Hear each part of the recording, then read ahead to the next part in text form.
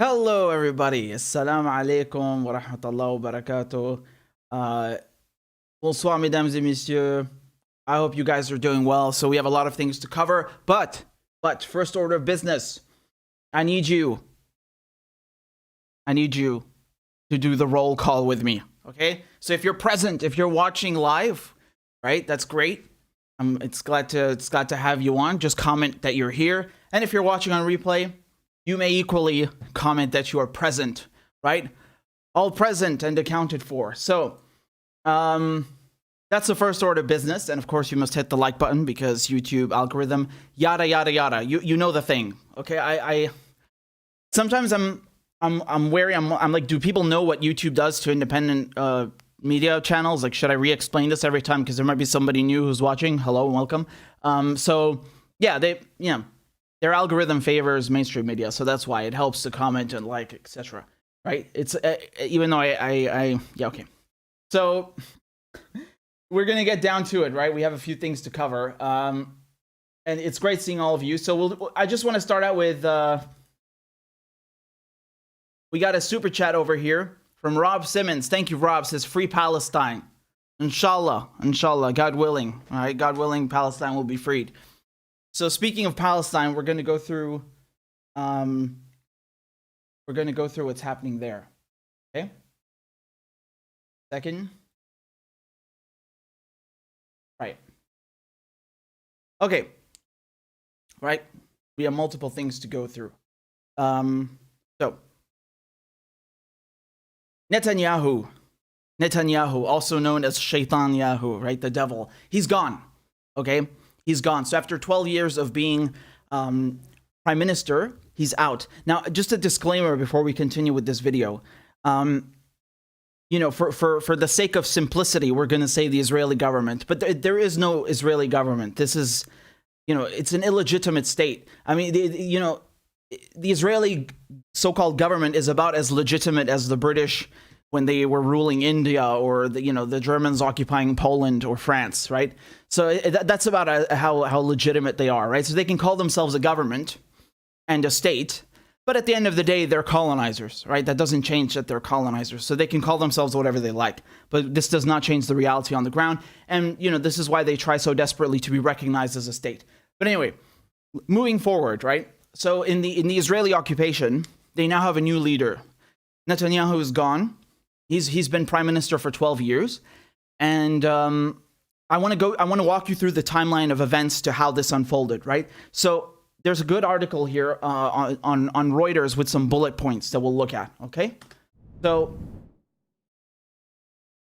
you can see here this timeline. March 23rd, they had their fourth inconclusive elections in 2 years, right?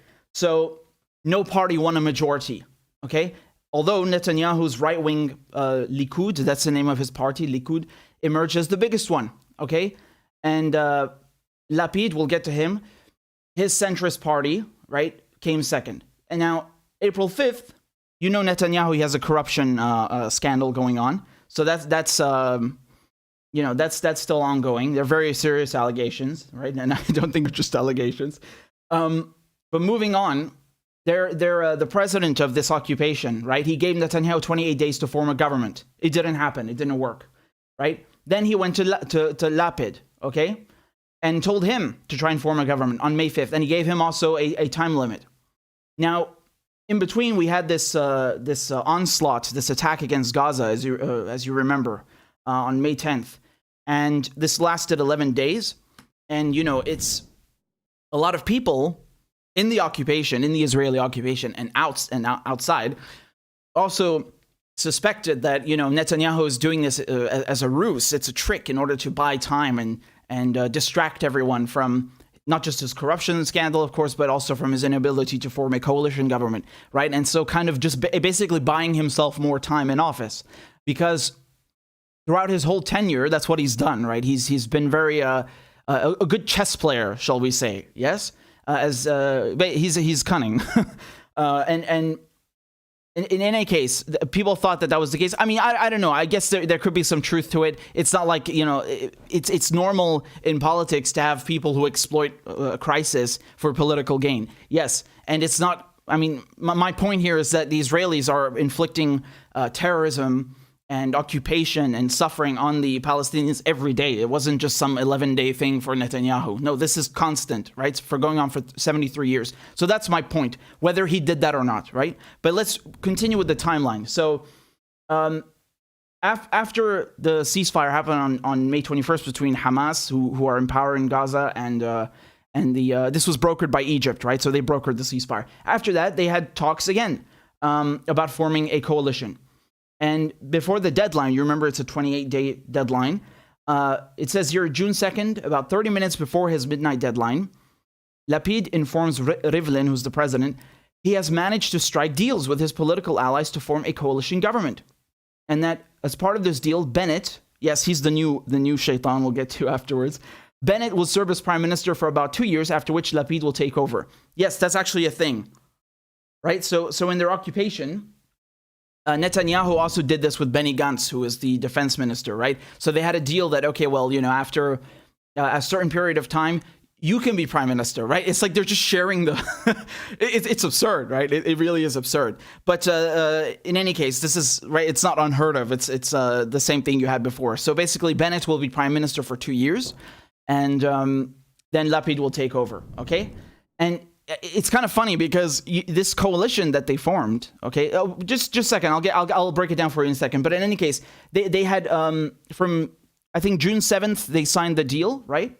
So they formed the coalition, and it was brought in by June 14th, right? So this is just a few days ago, and now he's the prime minister, right?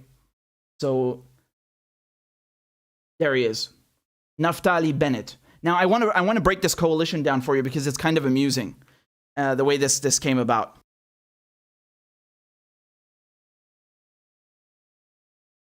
So basically, this coalition has Arabs in it. Okay, it's here it is. This is a pretty good breakdown of what's going on. Okay, so as we said, Netanyahu, his party is the Likud. Okay. But the new prime minister, Bennett, he comes from a party called Yamina. And they're even more right-wing than Likud, which is kind of funny, right? But actually the word Yamina, in Arabic, Yamin is right as well. And the same thing in Hebrew, it means right. So not only are they ultra far right, but even the name of their party is just simply the right. And that's his party, right? And I think they've got 7 seats only. But still, nonetheless, Bennett is in power now because of this coalition deal, right? And it spans so many parties that they even included Arabs in there, if you can believe it. Yes, and I just think it's so funny because they always tell you, like, oh, look, Israel is it's a democracy. By the way, it's the only democracy in the Middle East. That's their slogan, right? But apparently it took 73 years for a single Arab to serve in the government. That's kind of funny, right? Wow. So just going back to the composition of this, right? You have...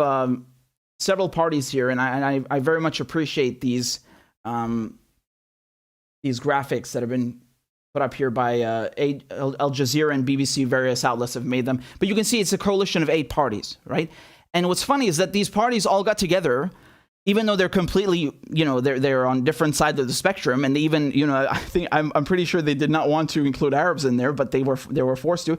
They did all this just for the sake of getting rid of Netanyahu. They're united by their hatred for him. I think that's pretty funny. I mean, you have to laugh at that, right? So they formed this coalition going from the far right to, the liberal left, the so-called liberal left, and even including Arabs, just because they all hate Netanyahu. It's kind of funny, right? So you can see here when I'm talking about the Arabs, they have 4 seats. So Mansour Abbas, right? So you can see here where the cursor is, the United Arab List. I'm going to try and zoom in even more for you, perhaps, so you can see it better. Who else do we have in there? We also have Ahmed Tibi, I think, and Ayman Odeh. I think they're all in. Those are the other 2 seats. So just continuing. Netanyahu, he was very upset, as you can imagine. He tried to block this coalition. He really tried to block this coalition, and it didn't work. So he got very upset, and he called the, he said that it was election fraud, basically. So it's kind of funny because he basically sounded like Trump, right? He just came out and he said, "Oh, this is election fraud and it's undemocratic and they're stealing the premiership from me." So I want to play you a little bit of his rant, right?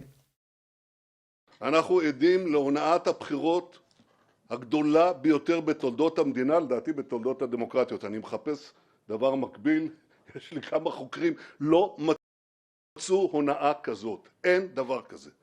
ולכן אנשים מרגישים בצדק, מרומים, הרבה מאוד, והם מגיבים לזה. אי אפשר לסתום להם את הפיות. ואסור לחסום חשבונות פייסבוק וטוויטר רק כדי להשתיק את הביקורת נגד ממשלת ההונאה הזאת. עכשיו אני רוצה שתדעו, זה לא דבר תיאורטי. פייסבוק חסמה פוסטים של אנשי ימין בגלל שהם פרסמו את כתובתו של חבר הכנסת ניר אורבך לטובת הפגנות ימין. אבל פייסבוק באותו זמן השאירה את הפוסטים של ארגוני השמאל שפרסמו בדיוק את אותה הכתובת לטובת הפגנות השמאל. זה מקרה מדעי, פשוט מדעי, קליני, שמוכיח ניסיון לסתום לימין את הפה.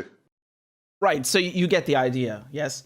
And this is kind of funny. So when he came to sit in parliament, right, in their so-called parliament, he sat in the seat of the prime minister, right, because that's where he usually sits, and then someone comes over and tells him to move. So I'll play that clip for you.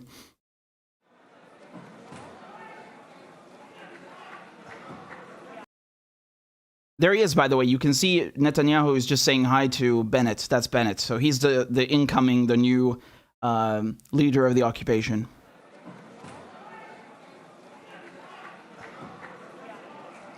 רבותיי, בבקשה, סדרנים, אני מבקש להושיב את חברי הכנסת.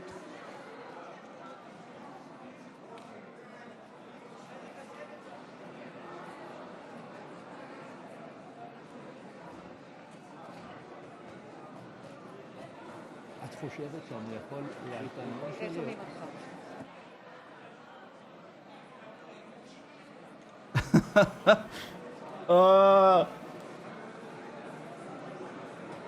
So they relocated him, right?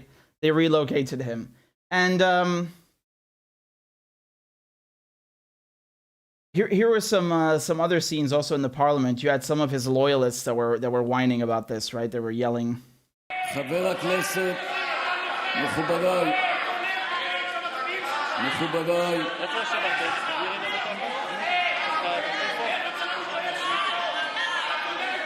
אדוני ראש הממשלה בנימין נתניהו, גברתי נשיאת, חבר הכנסת סמוטריץ', נא להוציא אותו מהמליאה מיד. נא להוציא אותו מהמליאה מיד. את חברת הכנסת וולדיגר, נא להוציא את חברת הכנסת גולן מהמליאה. נא להוציא אותה מהמליאה. תודה רבה. תודה raba. I mean, I find this hilarious, honestly. If this coalition could not stand Netanyahu for 12 years, what do they think the Palestinians feel like after 73 years of this crap? But I want you to get to know the new so-called Israeli prime minister a little bit, right? So we've seen how Netanyahu's departed now, right? So let's take a look with a lot of blood on his hands, evidently, like any Israeli politician. But I want to show you now a little bit about Bennett, right? Our new friend. So let's take a look, right? Here's an article from the BBC. Naftali Bennett, the rise of Israel's new prime minister. This is from June 15th. So they say Naftali Bennett, Israel's new prime minister, is a former commando and self-made tech billionaire who bills himself as further to the right than the man he replaces, Benjamin Netanyahu. And so Bennett has long held ambitions to be prime minister, but his new role is remarkable given his right-wing nationalist party, Yamina, won only a handful of seats in the last general election. Despite his faction coming joint fifth with 7 MPs, Bennett was propelled into the position of kingmaker with his support vital if either of the two rival blocs competing for power were able to form a viable governing coalition. Right? Now, he was offered the premiership as a shared role by both Mr. Netanyahu, who has been in power since 2009, and the centrist opposition leader, Lapid. In the end, Mr. Bennett sided with Mr. Lapid, despite the wide ideological differences, right? So this is very interesting, right? Netanyahu, as I said, he tried to form a coalition so he could stay in power. And he didn't succeed. And in his attempts to do that, he offered this guy the premiership, right? So probably in the form of, I'll stay prime minister for a year or another 2 years, and then you can have it, right? It didn't work. It didn't work, even though they're both right-wingers. Which again is kind of, okay. I think that's kind of hilarious, right? As if there's any difference between the two. But nonetheless, it didn't work. And so instead, because you have to understand it's razor thin, the margin. You have a majority of 120 seats in the Knesset. The Knesset is their so-called parliament. And this coalition got 61 to 59? I mean, something ridiculous, right? So it's razor thin, absolutely razor thin. And when it comes to Bennett, I want to show you some of his previous endeavors, right? So Bennett was Netanyahu's chief of staff from 2006 to 2008, until the pair fell out. He left Mr. Netanyahu's Likud party and joined the right-wing National Religious Jewish Home Party, entering parliament after leading it to success in the 2013 election. He went on to serve as a minister in every coalition government until 2019, when his newly formed New Right Alliance failed to win any seats. And just 11 months later, Mr. Bennett reversed the loss, returning to parliament as head of Yamina. Again, this is the right-wing party that he's leading now, right? So, often labeled an ultra-nationalist, he's described himself as more right-wing than Netanyahu. Bennett is outspoken in his advocacy of Israel as the Jewish nation-state and Jewish historical and religious claims to the West Bank, East Jerusalem, and Syrian Golan Heights, territory occupied illegally by Israel since the 1967 Middle East War. He has long championed the rights of Jewish settlement in the West Bank, and he was once the head of the Yesha Council. So the Yesha Council, I don't know if I'm pronouncing it correctly, but it's essentially it's an association for Jewish settlers who are, of course, in Palestine illegally, right? So in the West Bank and so forth. And he was the head of that, right? So it's not just that he's your regular colonizer. No. He's a leader of one of these groups, this council, which is its only purpose is based on advocacy for the settlements, right? And he has said, although he has said Israel has no claims on Gaza, right, from which Israel withdrew troops and settlers in 2005, more than 600,000 Jews live in about 140 settlements in the West Bank and East Jerusalem, which are completely illegal, and there are multiple UN resolutions against that, right? So I want to show you some of his other feats. So let's look at some of his quotes, right? Let's look at some of his quotes over here. Okay. So he said before, quote, remember this is Bennett, right? So he said before, I would not give another centimeter to the Arabs, right? He said, there is not going to be a Palestinian state within the tiny land of Israel. It's just not going to happen. And on annexation, he said, I don't accept it's illegal under international law. For a moment, I thought that he said he doesn't accept the annexations. No. He's saying he doesn't give a crap about international law. He's totally fine with the annexations, right? And he's also said that I will do everything in my power forever to fight against a Palestinian state. And asked about the army targeting children, he replied, they are not children, they are terrorists. And most famously, he's reported to have said, I've killed lots of Arabs in my life, and there's no problem with that. Wow. That's what he said. I've killed lots of Arabs in my life, and there's no problem with that. I mean, wow. Here's an interview he did with Conflict Zone. He said, we are surrounded by the craziest people in the world. And of course, he repeats many of the same things that we've just looked at. So I think you get the idea, right? He's a regular Zionist. I mean, there's no difference between him and Netanyahu at all, really. They do the exact same things. And when we say that he's totally fine with the annexations, yeah, who did those annexations? Who wanted to annex another 30% of the West Bank just last year on July 1st of 2020? That's Netanyahu, right? Who's been bombing Gaza in 2009 with Operation Cast Lead, then 2014 Protective Edge, and then again just last month this 11-day attack? Who did that? That's under Netanyahu, right? It's under every Israeli prime minister that they're butchering Arabs, that they're occupying Palestinians. You really think that just because this guy claims to be more to the right than Netanyahu, that he's not a right-winger? They're all fucking racists. They're all right-wingers. They're all colonizers, right? Again, I don't care what you identify as in this entity. You're a colonizer. Do you understand? You're colonizing other people's land. All of these people in Israel, they come from other countries. So many of them have dual nationalities. They have dual nationalities. Palestinians don't even have one nationality. Do you know how difficult it is for a Palestinian to travel anywhere? If they can even get to the airport, if they're even allowed out. Gaza is under siege. You can't leave. So I don't think anyone, I haven't heard a single person say that this guy's going to be better than Netanyahu. But I just want to get the point across here. They're all colonizer bastards. Do you understand this? They all support the same policies. So, I mean, yes, while the quotes that we just read out from him are extremely, abysmal and abhorrent, they're all like that. They all say this, if not publicly, definitely privately, but they even say it in public. This is their policy. This is their policy. It's to make sure there's no Palestinian state. All of them, right? Anyone who says they're for a two-state solution is a liar. Where is it? They're not interested in a two-state solution. The Israelis don't want a two-state solution. Why would they be? They have the entire military and political backing of the West. They have Palestinians living under their thumb, under occupation.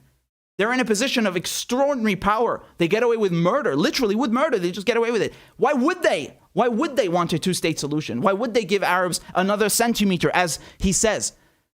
So, Bennett might be a bit more direct and brutal in his honesty, but they are all the same. They're all colonizers.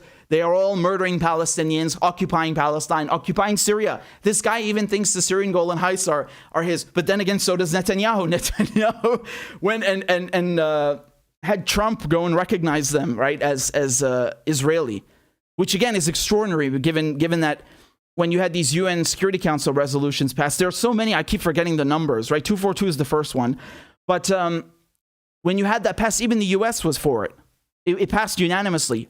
There are so many UN Security Council resolutions saying, you meaning Israel, you have to get out of the West Bank, of East Jerusalem, of the Sinai Peninsula, they left that one, and the Syrian Golan Heights.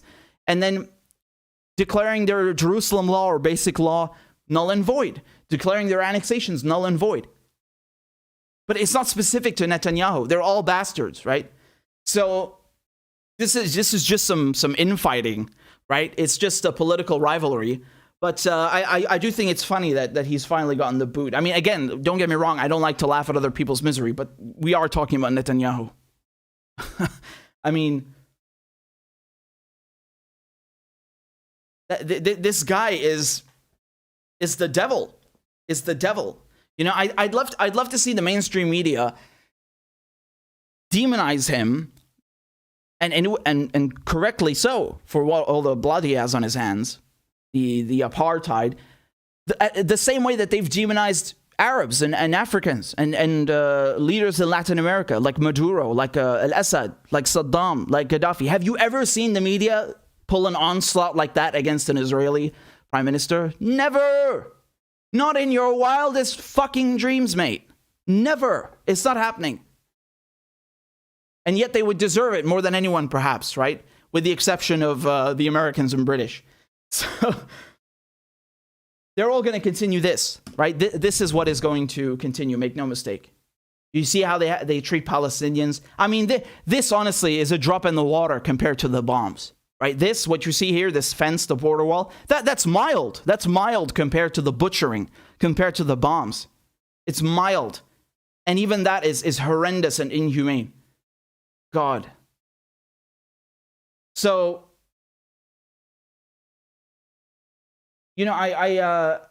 I just want to make sure you understand also that this guy, Bennett, he got into power, and what does he do? He approves this flag march, right? So this is the Israelis, you know, they celebrate something called Jerusalem Day. You know what Jerusalem Day is? No, it's nothing holy. Quite the opposite. It's quite unholy. They celebrate their capture of Jerusalem and consequently the annexation. They illegally annexed it in 1980, right? So they captured it in 67. They annexed it in 1980. And that's what Jerusalem Day means for them. They just celebrate their occupation. And so, you know, this, as you know, what happened in Jerusalem with Sheikh Jarrah, what happened at Damascus Gate, and also these pogroms, these mobs, these Zionist mobs yelling death to Arabs. These are the marches we're talking about, these ultra-nationalists. Although, again, I find this funny when you say ultra-nationalists in the case of Israel. They're all fucking ultra-nationalists. Their whole country is built on the concept of killing Palestinians and taking their homes. That's it. So he approved this march, right? So this is my point. The first goddamn thing that Bennett does when he gets into office 2 days ago, he approves this march, right? Because they had rerouted it, I think, twice, and now they let it finally go ahead. And we'll get to that in a bit, right? And then another thing, he's bombing Gaza. They're bombing Gaza tonight, right? And they bombed Gaza 2 nights ago. So basically on the first night that he's prime minister, he just goes and bombs Gaza. The first time since the ceasefire on May 21st. So there's no difference between these people. They are fucking colonizer scum.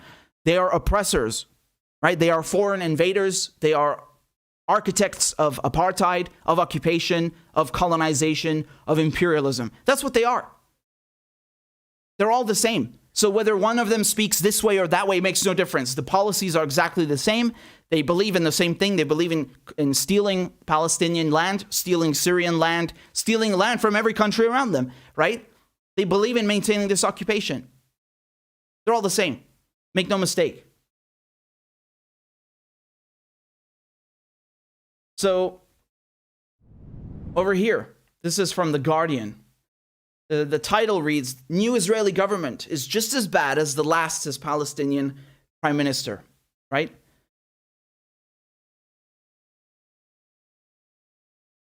So, quote, "We do not see this new government as any less bad than the previous one, and we condemn the announcements of the new prime minister, Naftali Bennett, in support of Israeli settlements," Mohammed Shtaya said, referring to hundreds of thousands of Jewish Israelis who have taken land in the occupied West Bank. I'm not even sure if I'm pronouncing his name correctly, but I hope so. So the Palestinian prime minister goes on to say that the new government has no future if it does not take into consideration the future of the Palestinian people and their legitimate rights.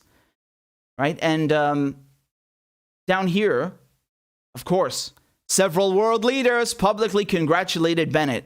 No! Oh, you're kidding. The Western world went to grovel at the new Israeli prime minister's feet? Oh, who could have seen that coming? Oh, no. The real question is, who sucked his dick first, right? So several world leaders publicly congratulated Bennett. And despite the fact that the new leader's government has explicitly pledged not to make efforts to end the Israeli occupation, some figures abroad highlighted the need to pursue peace. Yeah, well, that's great, right? What does that mean?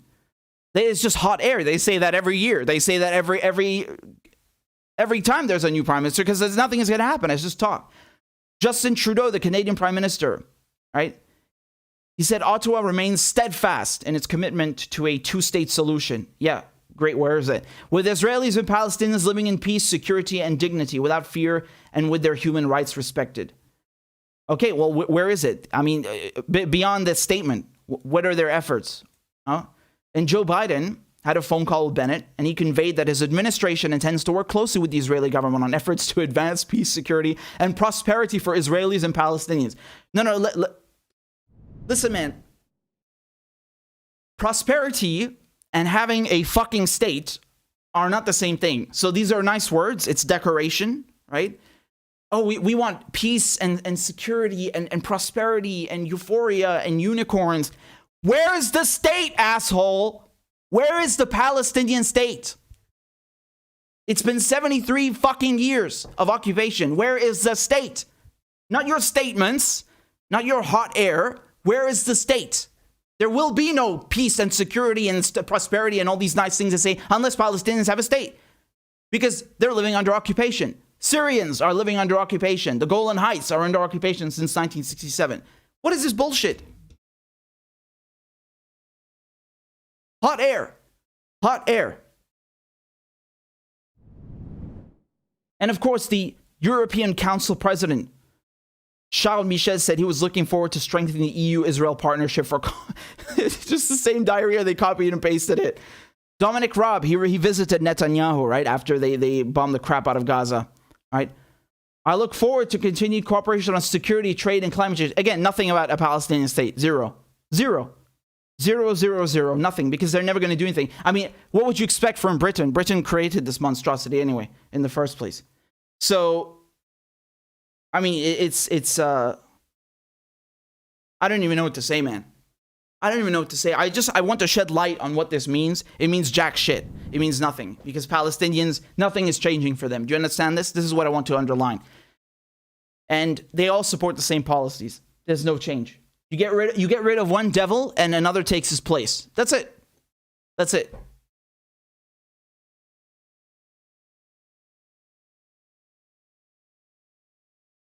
So we have a couple of super chats over here. Thank you very much. Alexa says that was absolutely glorious to watch. Thank you very much, Alexa. I think maybe you're talking about Netanyahu getting being removed from his seat. Yes, it was. Yes, it was. Krog says, big love from South Africa, the original apartheid state. The Palestinian struggle will always be close to the hearts of a South African leftist. Bless you. Much love to everybody who's watching internationally. I'm always happy when people say they're watching from far away. I appreciate that very much. And of course, the BDS movement, boycott, divestment, sanctions, a lot of it is inspired by what happened in South Africa, by the campaign to boycott, to divest, and this international movement of applying pressure on the apartheid government in South Africa. So a lot of that is inspired by the one in Palestine, right? But of course, there are many efforts to crush that because, again, it's the same mantra, right? If you criticize Israel, oh, you're anti-Semitic. If you take up arms and the Palestinians, they resist with armed struggle, they're terrorists. If you do BDS, again, you're anti-Semitic. You can't win, right? So even though it's a completely non-violent, peaceful protest, it's just boycotting Israeli products that are made on occupied land in occupied Palestine. By the way, unfortunately, Ben & Jerry's make great ice cream, but they are implicated and they're profiting off the occupation of Palestine. So if you eat Ben & Jerry's, it's time to look elsewhere, man. Don't support occupation. Don't support apartheid. So Michael's Pizza Party says, Michael's Libertarian Pizza Party says, keep up the good work. You have my support. I appreciate that very much. Thank you for all your super chats. And if you'll just allow me a second, I'm gonna scroll up here to get all of them, to make sure I read all of them. We've got people watching on Rockfin as well. So if you have any questions or any comments, I will read them, and you can send in a super chat or something. And don't worry, we got lots more segments coming, right? So I'm just going to pull this up over here to read it. Give me 1 second. All right. So we also got another super chat over here. This one is also from Michael. Says, is there any chance I can do an interview with you? Interview with you someday. I'd be honored to interview for my show, Michael's Libertarian Pizza Party. Well, I mean, that's a pretty good name for a show. I don't know what it's inspired by, but Michael, just send me an email. It's rmedhurst@protonmail.com, and I mean, I'm going on Black Agenda Report this weekend, inshallah. So, we got a lot of special guests coming next week. But I always try to honor requests. So, by all means, just hit me up and we'll see what we can do. I'm always happy to go on people's shows and talk about Syria, talk about Palestine, talk about, imperialism. So, because I think it's, it's a viewpoint that's lacking. So, it's much needed. It's much needed. It leaves a lot to be desired, this status quo, this so-called reporting that they have in the West. So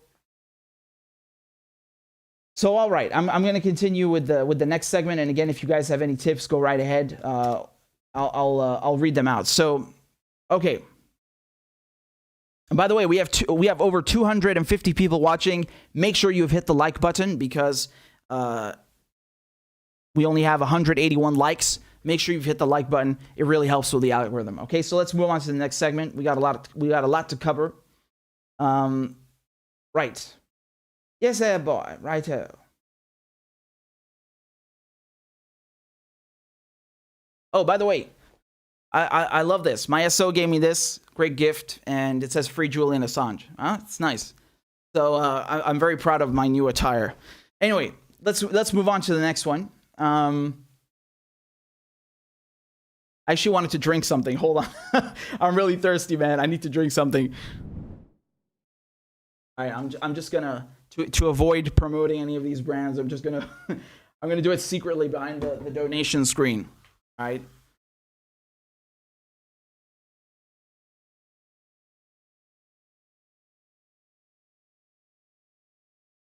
All right. All right.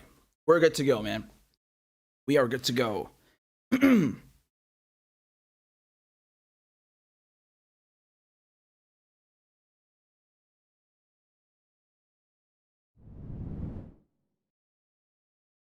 Israel is bombing Gaza again. This is the first time since the ceasefire on May 21st, right? So in May, just last month, the Israelis attacked Gaza for 11 days from May 10th to May 21st, and then there was a ceasefire brokered by Egypt between Hamas and the Israelis. And it largely held, but then on the night between Tuesday 15th and Wednesday 16th of June, they started bombing Gaza again. And then right now, just an hour ago, so for those of you in the US, this is still Thursday the 17th, they're bombing Gaza again. So the two nights again in the same week, they've gone back to bombing Gaza. This is the first time since the ceasefire. And I was reporting on this as it was breaking on Twitter, right? So you can always follow me on there for breaking news. I always cover things as they're happening there as well. And you can see here, this is from June 16th in the Jerusalem Post. They say the IDF, meaning the Israeli occupation forces, strike Gaza Strip after incendiary balloon fires. Right, so this is the excuse that they've been using for a long time now, right? They say that, well, you know, the Palestinians, Hamas, are sending incendiary balloons, right? These are like, they're filled with helium, right? And then they just randomly float from Gaza, and then they fall down and start fires, right? Because obviously, when someone sends a kite, you respond with an F-16, right? This is a very proportionate response, right? A balloon, an incendiary balloon, warrants an F-16, yes? And not just any F-16, completely subsidized by Uncle Sam, and on top of that, to bomb one of the most densely populated places on the face of the planet, right? To bomb a nation with no conventional armed forces, to bomb Palestinians living in Gaza, where half the population are kids, right? This makes total sense, right? This is such a proportionate response. I just want to show you some footage from that night. You can see.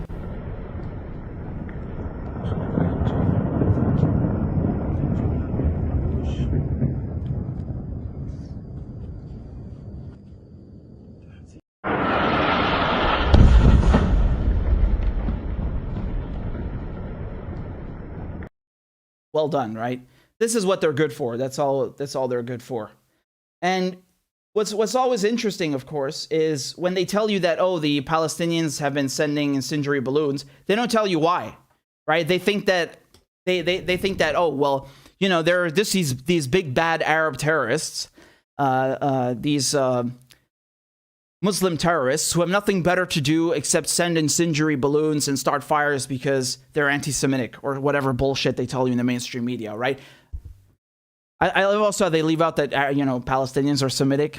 Arabs, we are Semitic as well. But no, in any case, they don't tell you that the new government, right, the new occupation government under Bennett replaces Netanyahu.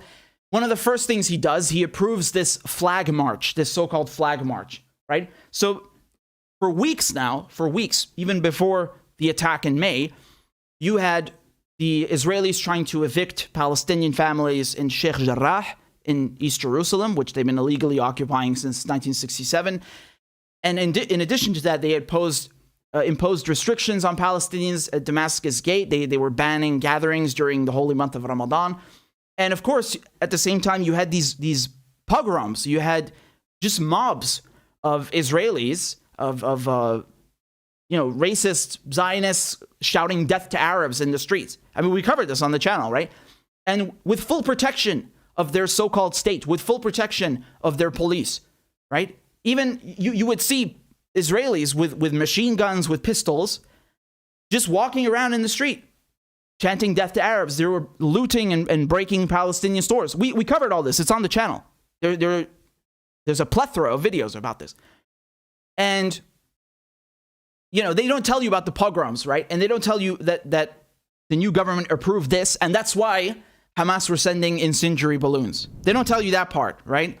They don't tell you who's provoking who here. So, this is from Al Jazeera. The caption reads, right-wing Israelis wave national flags during a Jerusalem Day parade. So once again, Jerusalem Day, I told you, this is the Israelis celebrating their capture of Jerusalem in 1967 during the Six-Day War.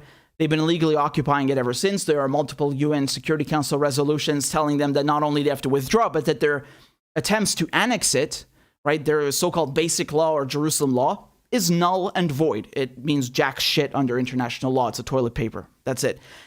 So they come here and celebrate their capture of Jerusalem, their illegal occupation of Jerusalem, their annexation of Jerusalem, the ethnic cleansing when they are evicting Palestinian families. This is ethnic cleansing. It's the textbook definition of ethnic cleansing. You're removing a population in order to bring in your own.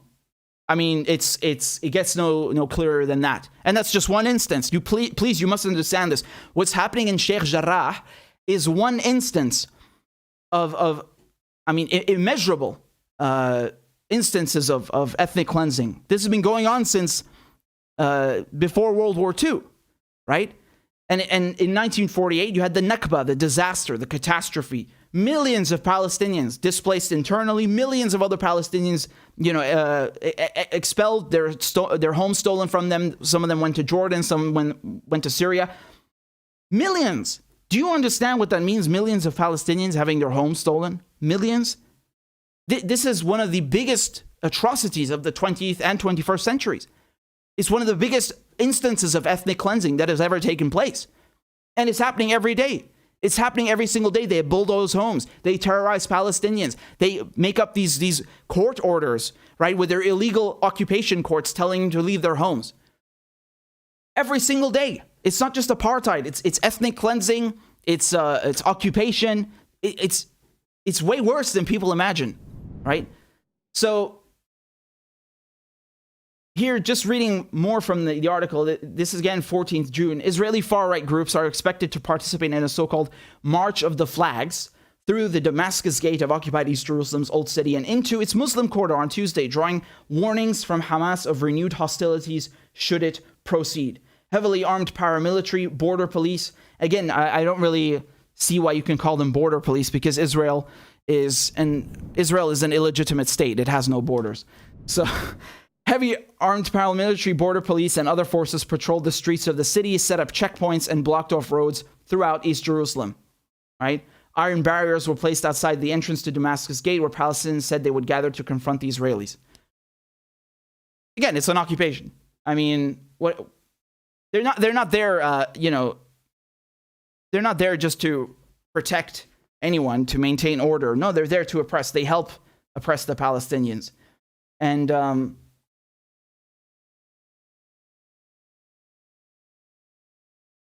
so they don't tell you that this flag march, these racists going through the streets and chanting death to Arabs, they don't tell you about that, right?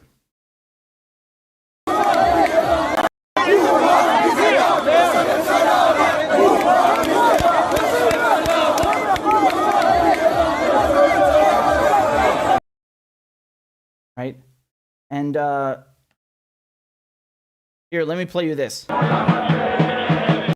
you see what they're saying? Do you see what they're saying? These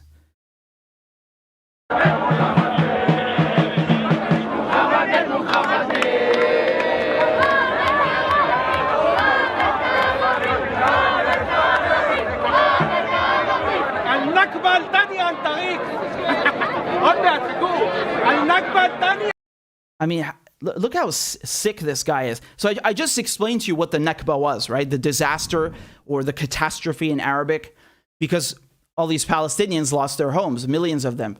To this day, millions displaced internally, were living as refugees, and millions gone to Jordan and Syria.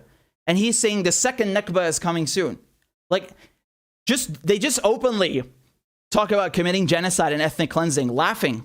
And this is what the United States supports. This is what the United Kingdom helped create. This is the work of the West. This is what they did. So don't come here and tell me that decolonization started in 1945. Decolonization never fucking happened.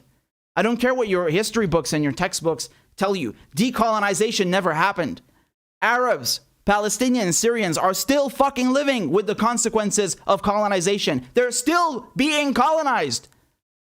Who put Israel there? The United Kingdom. Who subsidizes Israel? The United States. These people are going out on the street and laughing and joking about ethnic cleansing and genocide, and they want you to believe that this is a democracy. They want you to believe that Arabs are uncivilized. Arabs are backwards. Arabs don't do this shit. This is terrorism. They are the terrorists. They have stolen Palestinian homes.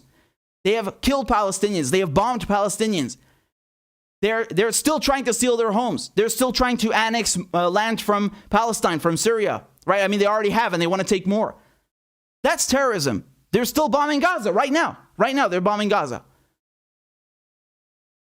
They have nuclear weapons, chemical weapons.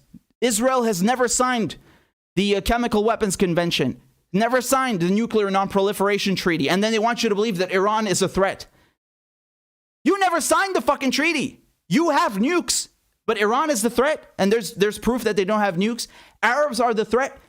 Palestinians are the threat. Palestinians don't even have an air force. Palestinians don't even have a navy.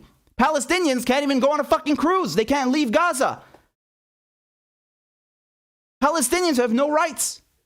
They don't even have a nationality. They don't even have statehood. They can't go anywhere on their own land. But they want you to believe that Palestinians are a threat. Palestinians are the problem. Palestinians are terrorists. So the world is upside down. The world is upside down. And this piece of crap over here is laughing and joking about it.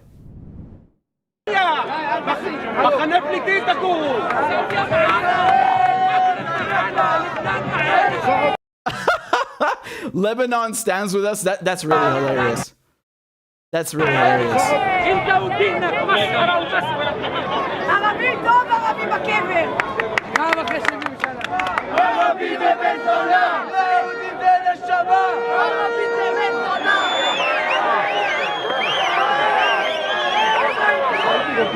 شو يربيت ما ديك لا لو دبرت زي هذا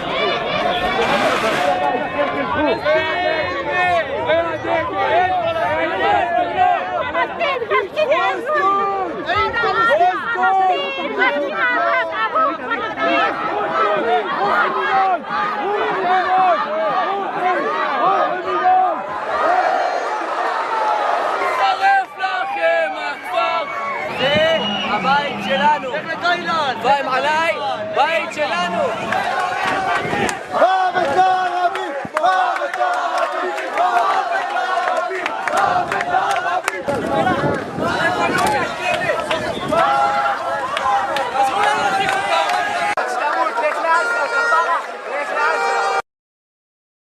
Very, very nice, right? They seem like a nice bunch. So here, over here, you can see what happened to a Palestinian woman. She was attacked live on TV just because she was carrying the Palestinian flag in Jerusalem. This is the same so-called march, right? It's the same day. So let me play that for you. العلم الفلسطيني في مواجهتهم ربما نتوقع أن يتم قمعها ولكن على الأقل مواطنة فلسطينية الآن سيتم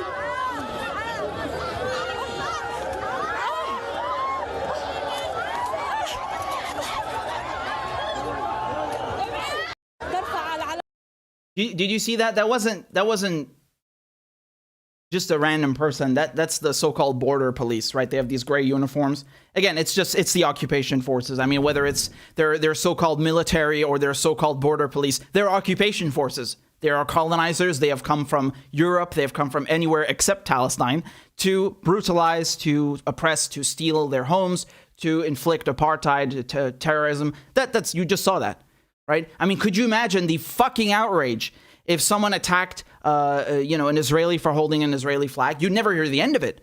But it's okay to do that to Palestinians in Palestine, right? That's totally fine. That's not anti-Semitic. That's not, racist. That's fine, right? So do you see why these are pogroms, and it's accurate to describe them as such? Because the state is cooperating with these so-called right-wingers. You need to understand something. This is not an isolated incident, right? Just because they openly say death to Arabs, and some Israelis don't say openly death to Arabs, it doesn't mean that they're not still going to kill Arabs, because they are. They have to. Dude, Israel's entire existence depends on killing Palestinians or expelling them and taking their homes. The whole idea behind it is that they want to take this land, and anyone who is there who's not Jewish, you have to go. So again, we had that video from a few weeks ago of this Israeli girl saying like, no, I don't think we should burn Palestinian villages, but yeah, we're still going to take their homes. That's the only difference between a right-wing Israeli and a regular Israeli. They're still going to take Palestinians' homes. They're still going to annex and oppress and colonize. It's just some of them want to do it a little less violently than the other one. That's it. That's it. That's the only difference. And so my point going back here is they don't tell you that these kinds of marches, this open display in the holy city of Jerusalem, no less, of chanting death to Arabs and we're going to burn your village.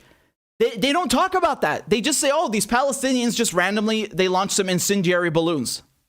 Oh, really? Just like that for no reason. Really?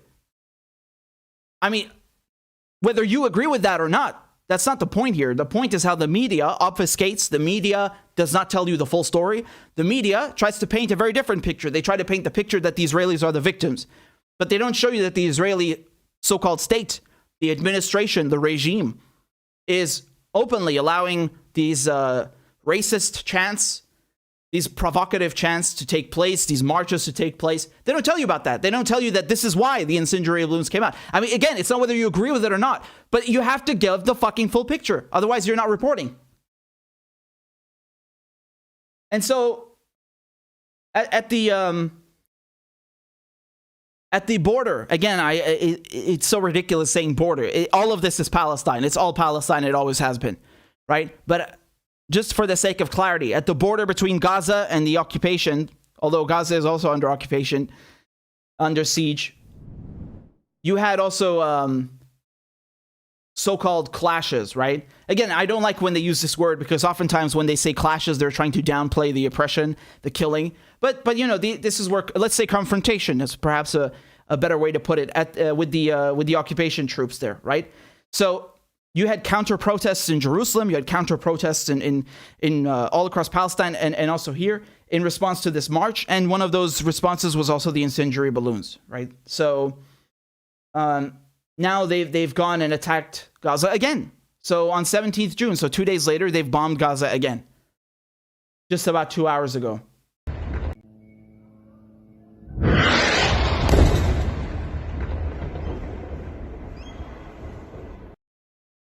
Right? And then they come here and tell you that Palestinians are the problem and the threat. Really, this is incredible to me. You know, the Israelis, when they attacked Lebanon in 2006, right? So this was the 33-day war from, I can't remember, it was from July to August, right? I remember at the time I was in Damascus, and you know, every single day we wake up and put on the TV, and everyone was kind of on edge because, you know, there was a fear that it could spill over into Syria any moment, right? And Hezbollah taught them a good lesson. I mean, they were not expecting that. But anyway, the point that I want to make about the 2006 war is that, you know, the Israelis, they bombed this district in Beirut called Dahia, or I think it's Dahia, right? It's with a Dad. So it's Dahia, I think, how you pronounce it. And, you know, hence the name Dahiyya Doctrine, because they leveled it, right? And what does this mean, the Dahiyya Doctrine? Their point is that they will use disproportionate force, in case you haven't noticed, right, on purpose.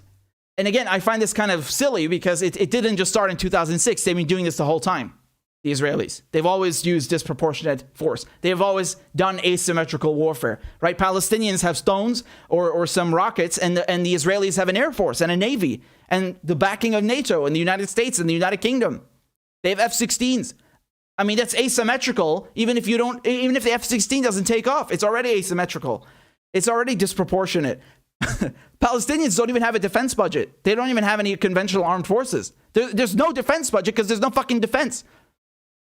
Right? But they never tell you about this. They can never tell you the truth, because if they tell you the truth, you would understand that it's an occupation. It's not some conflict. It's not some war. It's not just two people that are fighting over. No, it's a fucking occupation. These people are colonizers. The Israelis are colonizing Palestine and have been for 73 years and actually a bit more, right? But here's the neighborhood we're talking about, the suburb in Beirut, right, in the capital of Lebanon. So, I mean, you can see here just from the caption on this picture, that's a crater still there 2 years later, right? And if you look at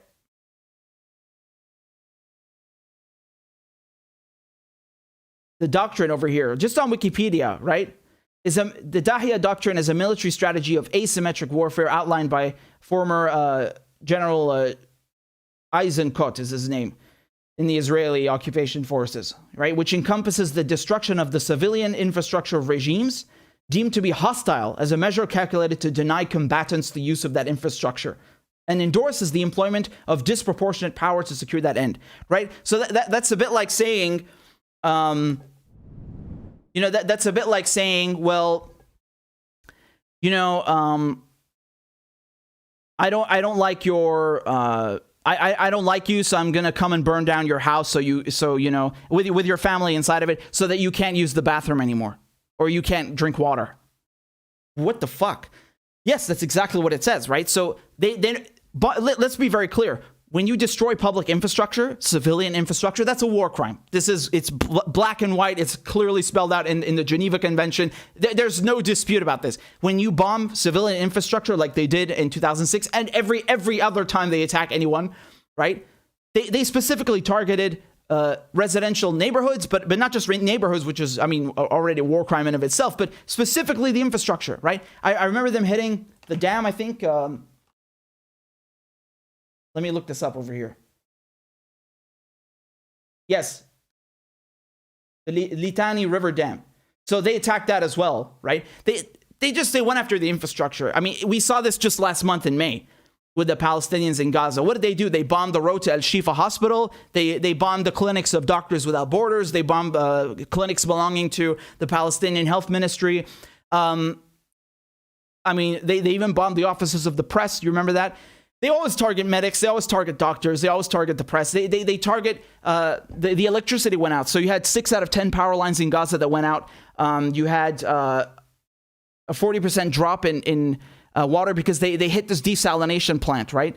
They hit the only desalination plant in Gaza. So they cut off water for the water supply for about, I think it was minimum 250,000 people. There's more around 400,000. Like, this is a war crime on top of war crime on top of war crime. And this is their policy. So my point here is that when Palestinians or Hamas send a balloon and they respond with an F-16, this is not an anomaly. This is their policy. This is what Israel has always been. And before 2006, this is what Israel has always done. Even in the days when there was no so-called state of Israel. You go and look at what these Zionist paramilitary groups would do when the British were still there. You know, they would just straight up, they blew up the King David Hotel. You know, they would execute or assassinate, rather, British officers in the street. They would go and assassinate non-Zionist Jews. They would go and assassinate Arabs. You know, it's just always disproportionate. That's their policy. That's their mentality. And many of these people went on to become prime ministers. They formed the Israeli Defense Forces, the so-called Israeli Defense Forces, out of these militias like Haganah, Hashemir. They had different names over time. So This has always been their policy, right? And then they want to come here and tell you that they are at risk, right? They repeat this claim that Israel is defending itself. How are you defending yourself when you're inflicting the most casualties and you have an air force and a navy and the other side has rocks and stones? How are you defending yourself? You're the one attacking them. That's not defense. You can't have a death toll that's 10 times, 20 times higher inflicted on the other side and then claim you're the victim and you're defending yourself. You're not. You're the fucking oppressor. This is ridiculous. This is absurd. Right? So unfortunately, they're bombing Gaza right now, again. And so far from what I've understood, and again, this could change, I don't know, but my latest understanding as of the time of filming this video, there's been no response from Hamas in terms of rockets or anything like that. I think they had some sirens going off in one of the towns near Gaza, but it turned out to be a false alarm, or a false negative. It's just gone off by mistake, but it's not rocket fire from Hamas, right? So again, you can see who's also holding the ceasefire, right? Hamas have fired no rockets. Israel's back to bombing Gaza. You know, I really, again, it's like a man beating a baby with a club and then claiming that he's defending himself from the baby. What the fuck are you talking about? Palestinians have nothing. They don't even have a state, let alone an army or an air force or nuclear weapons, or $3.8 billion every year in military aid from the United States. And you're claiming that you're defending yourself? You fucking bomb one of the most densely populated places on the planet because of a balloon? Because some incendiary balloon started fires? So you drop hundreds of kilograms of explosives on civilians? What the fuck is that?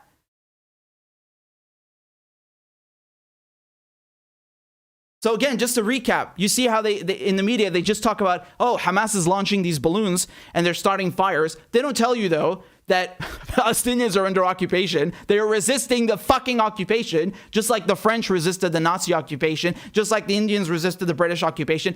They don't tell you that, right? They don't tell you that these balloons were a response to right-wing ultra-nationalists marching through Jerusalem and chanting death to Arabs and saying we're going to commit another round of ethnic cleansing against you, although that's still happening every day. They don't show you that, right? No. They just say Israel is defending itself.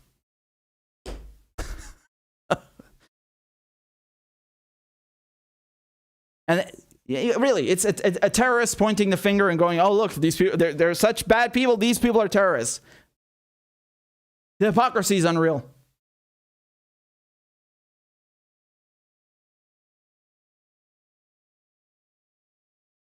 Okay, so I'm going to read some of your comments and super chats, and I'm very grateful for all your donations. You're very kind.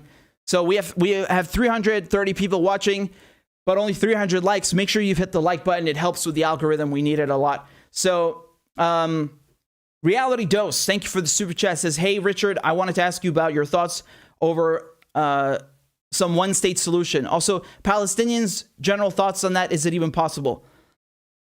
Well, look, man, I mean, let's get something very clear here. Even if you support a two-state solution, right? There are people who support a two-state solution, whether they're Palestinian, Israel, it doesn't matter. Even if you support that, where is the Palestinian state? Like, you can't come here and say that Israelis can have a state, but Palestinians can't. That's just a one-state solution then, and it's not a solution. It's a problem. I mean, you've displaced millions of Palestinians all over the world. You also displaced them internally.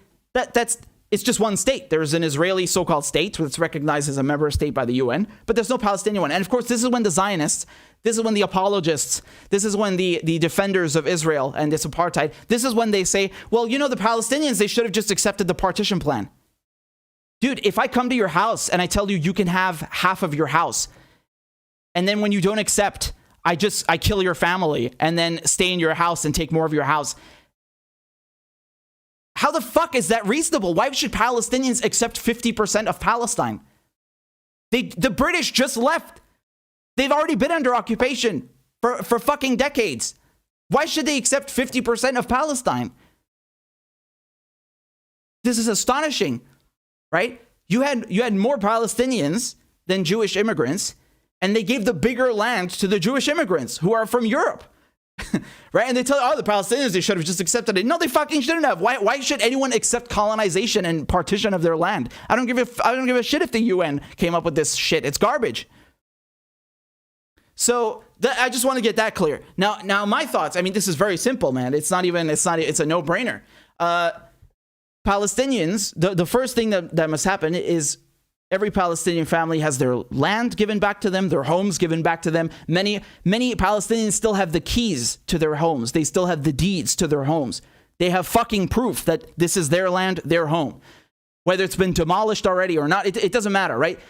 These people are still alive. Many of them are still alive. Their direct descendants, their kids or grandkids are all alive, right? My cousin, he's still alive, right? His father is still alive. His grandfather, right, in the Nakba, came to Syria, lost his land, lost his home. So there needs to be reparations. It's just common sense that you give back people their land, you give people back their homes. It's their property, literally their property. And then, of course, I mean, whether you have a one-state solution or not, I mean, this is up to Palestinians to decide. It's not up to me to decide that. I'm not Palestinian. You know, I proudly defend Palestinians and Palestine. Whether my cousin was Palestinian or not, I would still do it. But, you know, it's up to them to decide. I mean, you know, it's like people just colonizing you. I mean, dude, again, why should Palestinians accept that in the first place? Why should they accept that? This is imposed on them. Palestinians did not wake up one day and say, hey, let's just split up our country with someone else. So it's up to them. And, you know, you better make one thing very clear, right? Is that the Israelis don't believe in a two-state solution. That's evident. 73 years of occupation, they don't want one.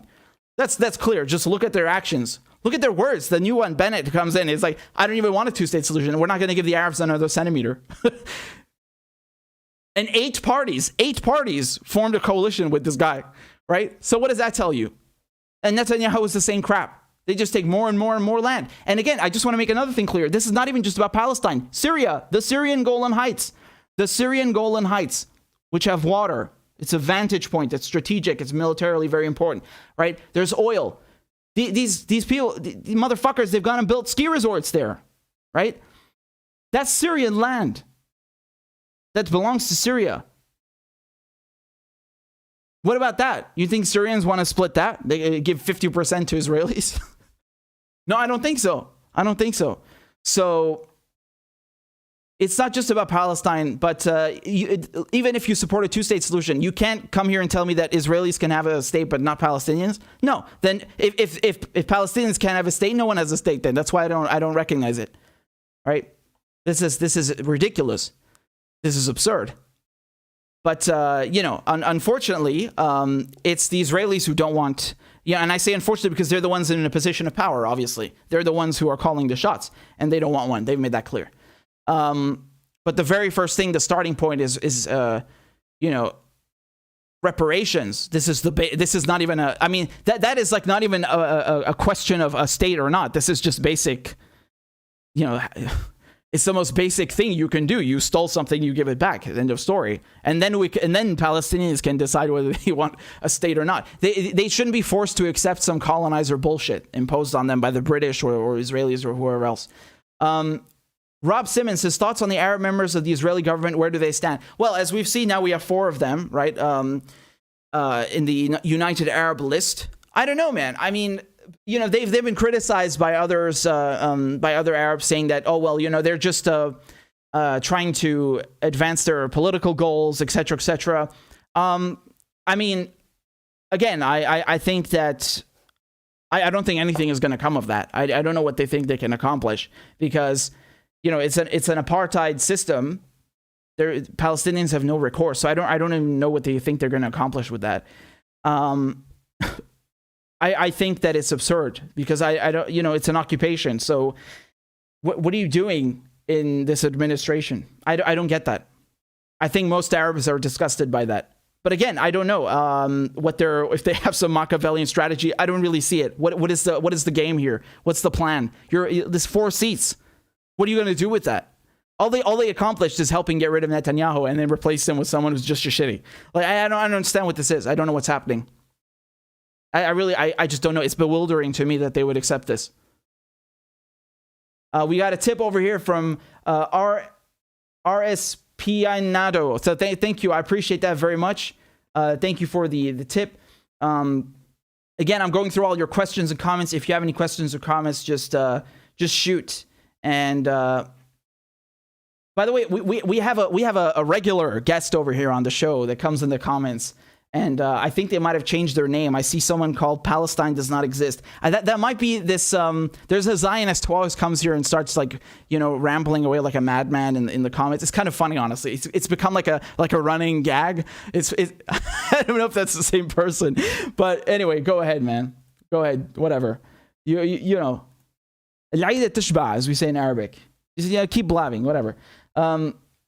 So over here we have. Another super chat from RS Pinado says, boycott smartphone app, boycott Israeli products. Yes, absolutely. Like we said, we're talking about Ben & Jerry's, but there are many more. Unfortunately. We have some tips over here, so I'm just going to pull this up on the screen. If you want to send anything, if you want to support the show and independent media, these are the QR codes. Please do so on Venmo, Cash App, PayPal, or whatever you like. And we have much more coming, so don't go anywhere. I'm just going to keep reading your questions, right? If you have any, just shoot. You can send a donation with a question and I'll see it and I'll read it. So just 1 second over here. I got this one loading.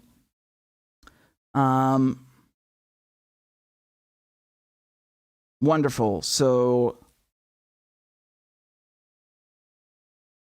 this tip is from Ramanan. Thank you very much. Says, thank you for your work, my man. I appreciate it.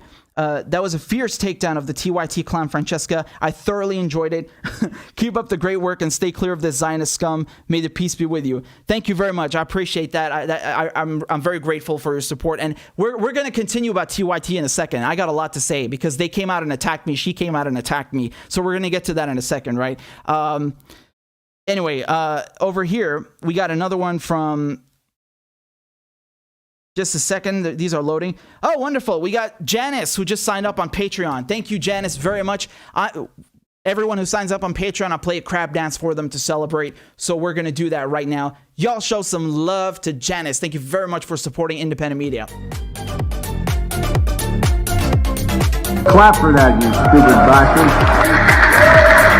Corn Pop was a bad dude, and he ran a bunch of bad boys. Listen, fuckhead, you have fucking crossed the line, claiming I'm the enemy. You got that, you goddamn son of a bitch? I don't give a fuck what you think, bitch. Good morning. Sunday morning. Cut that bitch off. Hey, why you texting? Why? You're getting nervous, man. Calm down. It's okay. Okay. Suck my dick and choke on it. I yield my time. Fuck you.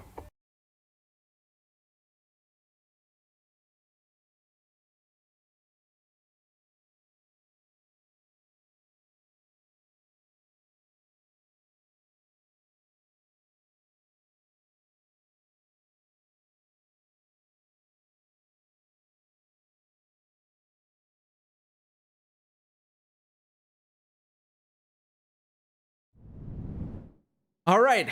Thank you very much, Janice. Y'all just give me a second. I need to drink something because I'm very thirsty, and then I'm going to get to the latest, right? So, again, I just want to go through the show. So, if you can support the show on Patreon monthly, I'd really appreciate that. You can do it for as little as $2, $7, whatever, man. It doesn't matter. I'm grateful for everything. I'm grateful for all your kind comments and your support and helping this continue. So thank you for that. And I'll just put this up on the screen. There you go. That's the Patreon, right? So you can put $2, $5, $7, or any amount you like. And I'm very grateful for everyone who's on Patreon. And of course, we play the crab dance. And, we also got people who support on Rockfin. So that's very appreciated. Rockfin is an alternative to YouTube. It's free. You just need to make an account with your email. And you'll find me and Jimmy Dore and, Graham Elwood, Ron Flacone, unauthorized disclosure, leak camp, you name it. All of these big and small, the whole left is moving there and has all channels there. So it's very good. I think it's a great viable alternative. So we don't have to put all our eggs in one basket because, YouTube, they don't like people who go against mainstream media. So it's good to make an account there. rokfin.com/Richard Medhurst. So thank you for that. All right, just give me a second to get a sip over here.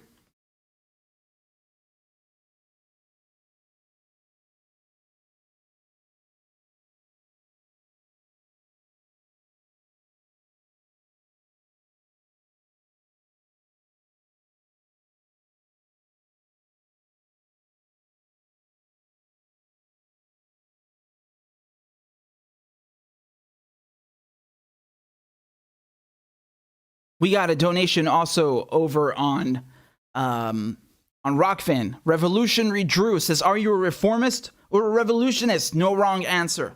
Well, this is the age-old debate between the left, right? Are you a reformist or a revolutionary?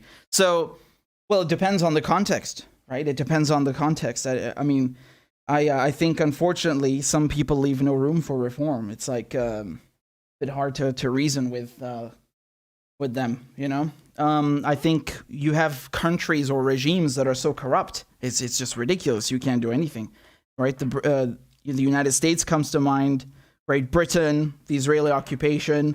So, when people say Blinken the other day, Blinken, the Secretary of State, he says things like, oh, well, if Palestinians want justice, they should just go through the courts or whatever, something along those lines. I'm paraphrasing. I mean, this is ridiculous. It's an apartheid system. That's like, that's like saying in the Deep South 2 centuries ago that if, African Americans want justice, they should just go to the courts. Motherfucker, it's a racist system. What are the courts going to do? They're going to shit on them. And the same thing is true here. The Israeli courts, you can't get any justice. The whole system is unjust. So, these kinds of comments are absurd, right?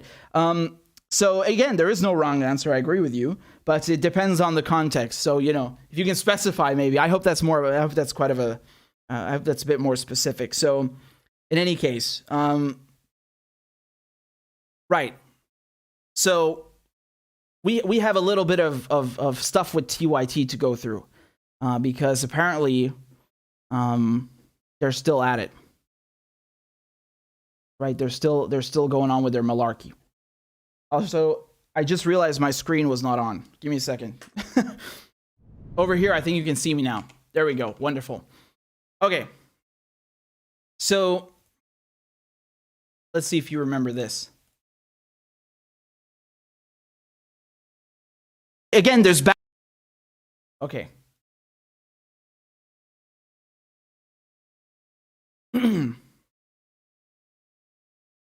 So, TYT, the Young Turks, who pretend or claim to be progressives and, against U.S. intervention, they did coverage of Syria's presidential elections. And of course, it was a carbon copy of everything the mainstream media says about Syrian elections, right? They just baseless allegations of fraud, no evidence to back their claims, claiming that, omitting the fact that most Syrians support Bashar al-Assad, just no mention of that, repeating lies about weapons of mass destruction because obviously they've learned fucking nothing from 2002 because they're idiots.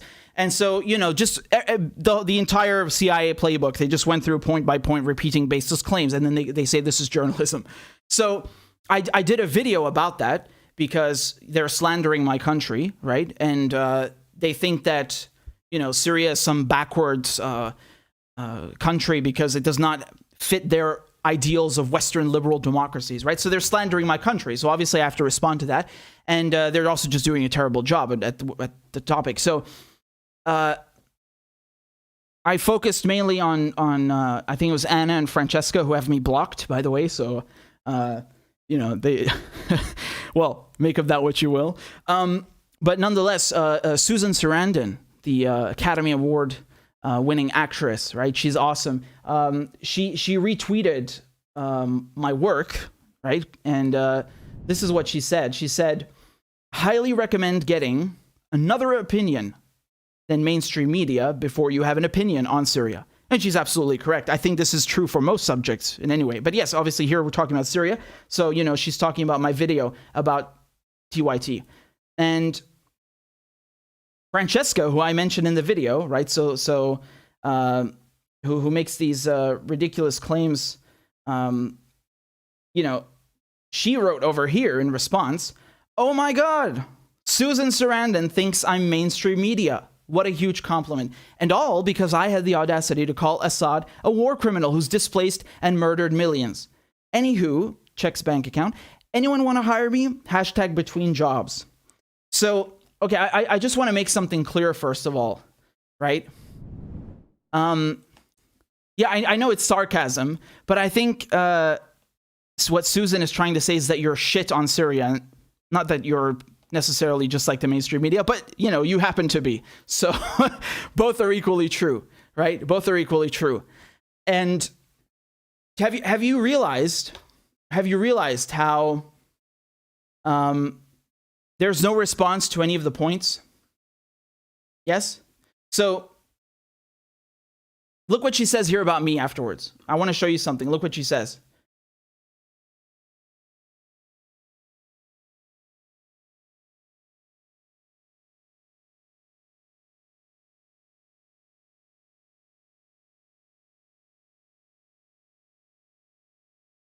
Right? So this is Francesca. Look what she says.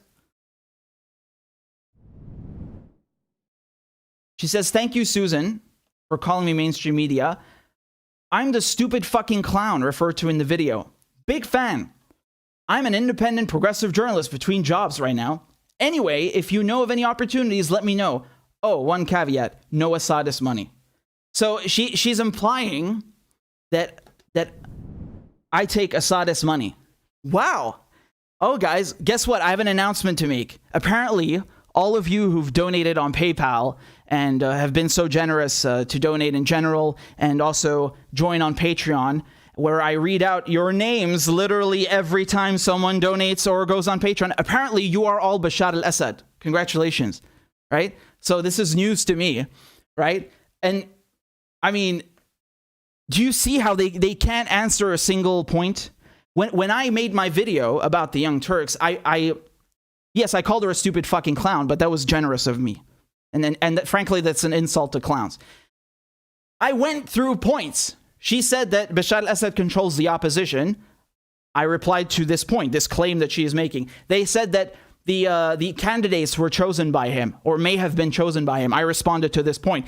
They said that it was a sham election, that it was fraudulent. I responded to this point. These are points, right?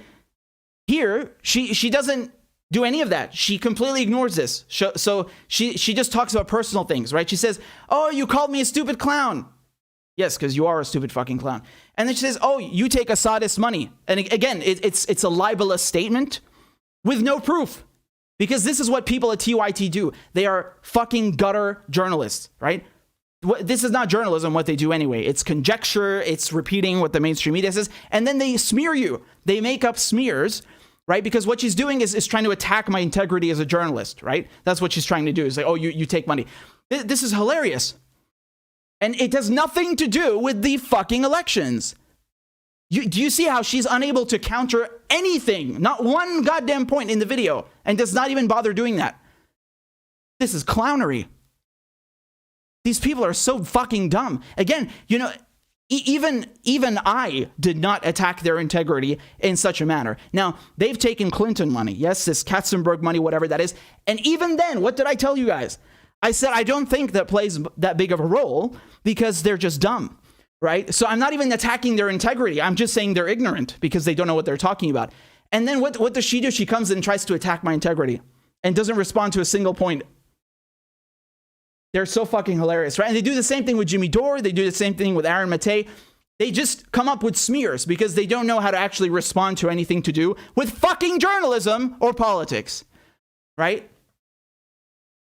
I mean, this is really hilarious. Apparently, everyone who's joined up on Patreon, you guys are all Bashar al-Assad. Wow, how flattering. I mean, what is that even? Literally every time someone joins on Patreon, we do a crab dance on the channel. Every time someone donates on YouTube or PayPal, I read out the super chat and their names. Dude, I started my whole career right here on this YouTube channel by myself. I never worked at a fucking outlet before that. I didn't have to do internships. I've been so blessed and so lucky. Since the beginning, since day number one, I've been independent. Many of these people cannot say the same. They did not start by themselves. They started at networks. They started at TYT. They were affiliated with something. How many of them can say they did what I did? How many of them can say that?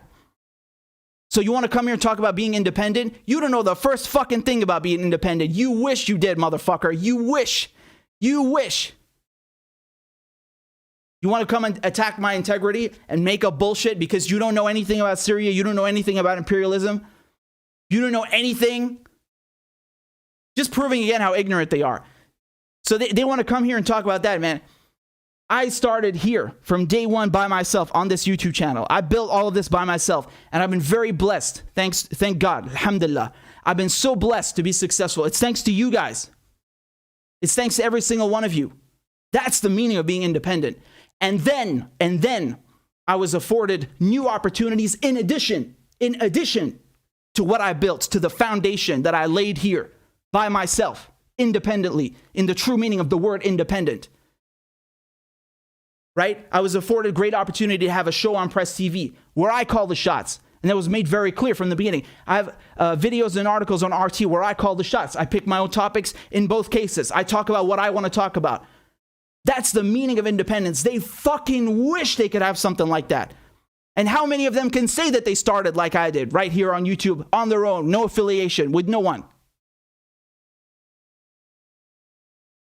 They're so lame, man. It's really hilarious. And you know what's funny is that they are so used to seeing people take money, right, as they did.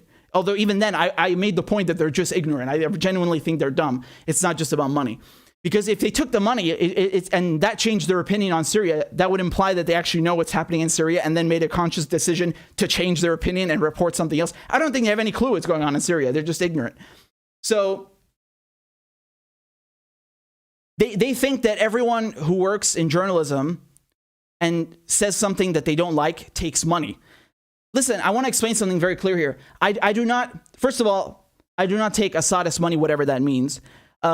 Because Syria has no money anyway. Syria is under sanctions. In case you haven't fucking noticed, you clown, right? Again, she just showing again, she has no clue about Syria, right? Because, after 10 years of war, after the entire country being bombed to bits, yeah, Bashar al-Assad, he has so much money, right? That he's going and giving it to YouTubers. Wow. Well done. You're so fucking smart. You clown. Well done. So, number one, I don't take any Assadist money, whatever that means. And They think that's true. They think that Syrians need to take money to defend their country. You don't need to pay me. You could not pay me to defend my country. I made this video and defended my country against your slander because you're slandering my country. That's nothing to do with money. That's nothing to do with not having integrity. These are just smears. This is libel. It's slanderous. Right? And again, she can't counter a single goddamn point that I made. She can't refute a single goddamn thing. And shout out to Georgi, by the way, right? Provide evidence. They can't. It doesn't exist. It does not exist. So these people are really fucking clowns. They don't know anything about the Middle East. They don't know anything about Syria. They don't know anything about imperialism. And then on top of it, they try to attack people who correct them and who try to defend their country. This is hilarious. They think that everyone is, a prostitute for hire, like they are. They think that everyone is like their colleagues or something. No, you don't need to pay someone for them to defend their country. If they actually respect their country, that's not something you can buy, right? And it doesn't matter to them. You think they care about truth? You think they care about logic? They don't know anything about anything, man. This is so pathetic. You really see them going to panic mode. They're like trying to come up with anything under the sun to attack myself, to attack Jimmy, Aaron. It's just, this is all they've got. And it has nothing to do with Syria. This does not refute what I said about the elections. Like, if you want to come here and you want to say the elections are fraudulent, the burden of proof is on you. You made this claim, substantiated. You call yourself a journalist. Where is the proof? If you said the elections are fraudulent in the United States, you would be called a crackpot, right? They make fun of people who do that in the United States, but apparently it's okay to do that about Syria or to do that about Bolivia or to do that about Venezuela. Why? Because they're fucking brainwashed by the CIA since they're children. They have no clue about anything. They think that any country that doesn't speak English or isn't allied with the United States is a dictatorship, and they have no free elections, and it's a police state. Every single thing, every myth that they've been taught about Syria, about Iran, about Venezuela is their own fucking country. It's projection of the highest order. The United States, Britain are police states with these bills that they've passed. The United States has the biggest prison population in the world, right? The gerrymandering, preventing minorities, the voter suppression, making it difficult, closing down thousands of polling stations in Texas and other states in the last couple of years. I mean, you want to come here and talk to me about democracy? Look at your fucking press. You have the most they have the most complicit state media apparatus of any country, and that's true for both the Britain and the U.S. Every single thing that they say is projection, all of it, right? It's unbelievable, frankly. It's unbelievable. I don't even know what to say. I don't even know what to say. But I did laugh. I really find this funny because, you know, it's just like, they're crackpots. Again, they think that if they repeat CIA propaganda about Syria, that it makes it true, right? Oh, look, the election was a sham, but we don't have any proof that it was a sham. The burden of proof is on you. You made this claim, which is an enormous claim. How on earth do you not substantiate that? And then they lie as well. They say there's a Kurdish majority. Where's the majority? Yes, there are lots of Kurds in northeastern Syria, but they're a minority. It's just basic demographics. You can look it up on Google. Anyone could look that up. And then they say that people are not allowed to vote. It's not true. What are you talking about? And they don't tell you that Syrians support Bashar al-Assad, the majority of them. They omit this key basic fact. You don't think that's important to a state? And then they repeat the lies about Douma, the Douma gas attack. What is wrong with you? Like, these people, they make Alex Jones look sane. Why are you coming here and repeating lies about WMDs? Have you learned nothing from 2003, you fucking tool? You fucking blockhead, you moron? What is wrong with you? Have you learned nothing from fucking George Bush, you stupid assholes? Have you been living under a fucking rock? Why would you believe anything about WMDs from the West? Not to mention, you have proof from the OPCW that it didn't fucking happen. Why are you denying science? What is wrong with you? Are you an expert in forensics? Are you an expert in ballistics? Are you conducting toxicology reports? How do you report on Syria? And you've never even been there. You don't even speak Arabic. You don't even know anyone in Syria. You didn't even bring on anyone from Syria on your show. You just talk out of your fucking ass and repeat, bullet points that are released by the fucking DOD or the FCO. What is wrong with you? You call that journalism? You're a fucking stenographer. You're just fucking reading a readout from the State Department. And they talk about state media and democracy. Oh my God. Oh. They're incredible. Their stupidity is truly astronomical. I mean, it's of truly staggering proportions. And then they just make shit up because, you know, what else can they do when someone, you know, hands them facts? They can't counter anything, so they just make things up. They try to smear you, and they don't answer any of the points, right? And it's hilarious. It is hilarious. So anyway, just remember that.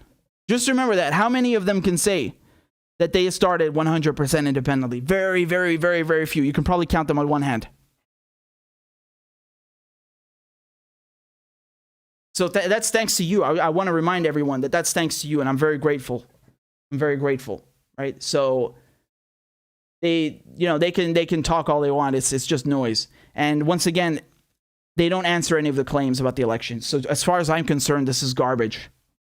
This is garbage from the beginning to the end. It's garbage. That's all they know how to do. They smear people. That's it. They're smear artists, and they pretend to be progressive. Right? They pretend to be, oh, we're against the establishment, you know, we're like independent. Oh man, you're funny. You're really clowns. So anyway, man. Anyway, we have a bit more to go on. I'm very grateful for your super chats. I'm going to read them. This one is from Nechema. I hope I'm saying your name correctly. Nechema says, independent journalism for the win, motherfuckers. You know it. You know it. We got one over here from Johnny. Johnny says, sitting here repeating to myself, I will not go back to Twitter just to dunk on Cenk over and over.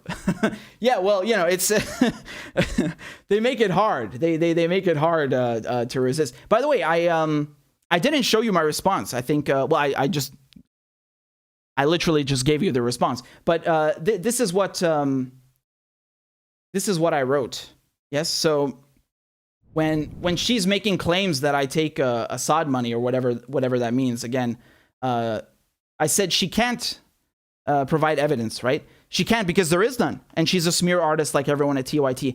I'd love to know what Assad money even is when Syria is under crippling sanctions, my family included, and has no foreign currency. But logic and truth don't matter to imperialist swine. They love war. And then I said under here, unlike these losers, I made my career by myself and grew a successful YouTube channel doing journalism on my own.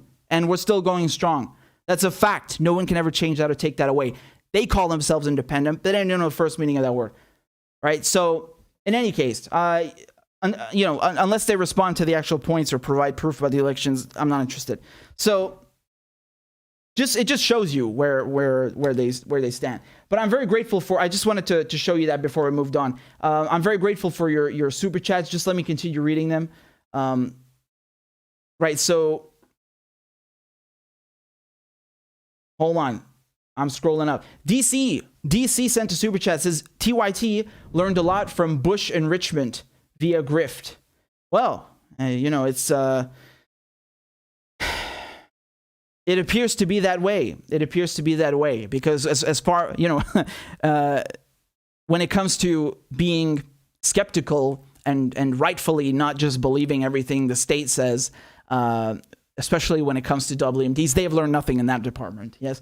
Chris says Richard plays guitar, right? Requesting a Hendrix solo. You got me, man. But I actually, I don't have an electric guitar in standard tuning. The one that I have is in drop C sharp. So that's what, it's more of a tool actually, because I used it to record the Riverline album. So Riverline is my band and we released the album almost like a year and a half ago, somewhere around that. I think it's actually almost 2 years. And it's been more of a tool than anything else. And as you know, I mean, Jimi Hendrix, Black Sabbath, most of these bands is in standard tuning. Sometimes maybe they just drop, do half a step down on the low E string. But I need to get a guitar that's standard tuning and not a work tool because I need to learn all of these. So once I do, your request is granted, and I will have a Hendrix solo for you, 100%. I would love nothing more, honestly. So there you go. Rob sent a super chat saying from Assad with love, right? Because according to TYT, you are all Bashar al-Assad, apparently, right? All of you lovely, generous people who've been supporting my channel since day one on Patreon here. Apparently, that's Assad money. Okay, whatever that means. I appreciate the super chat, though. Thank you for that. And I mean, I think this is so obvious. I didn't state it before, but I think it's so obvious that, the idea that they conflate defending your country and simply asking for a bit of proof, right? You're claiming this is a report. We'll show some evidence. What the hell does that have to do with supporting Bashar al-Assad? Dude, Mr. XYZ could be the president of Syria, and I would still want proof when you come in here and say that the elections are fraudulent. When they did this with Bolivia, the mainstream media said the elections in Bolivia were rigged. When they said this about Venezuela, did we not also respond with outrage? Where is their proof? Where is their proof? Does that mean if you ask this question for them to provide evidence that you take money from Morales or Maduro? What the fuck does that mean? C'est fatigant, hein? C'est fatigant. So, in any case, over here, we got a tip from Alexa. Thank you very much, Alexa. It's good to see you. Just give me a second because I'm trying to my phone is bugging out sometimes. Hopefully it loads here. Says, damn it, Richard, why didn't you tell me I was Assad? This is a good joke now, a running gag, right? This is a good running gag. I like it.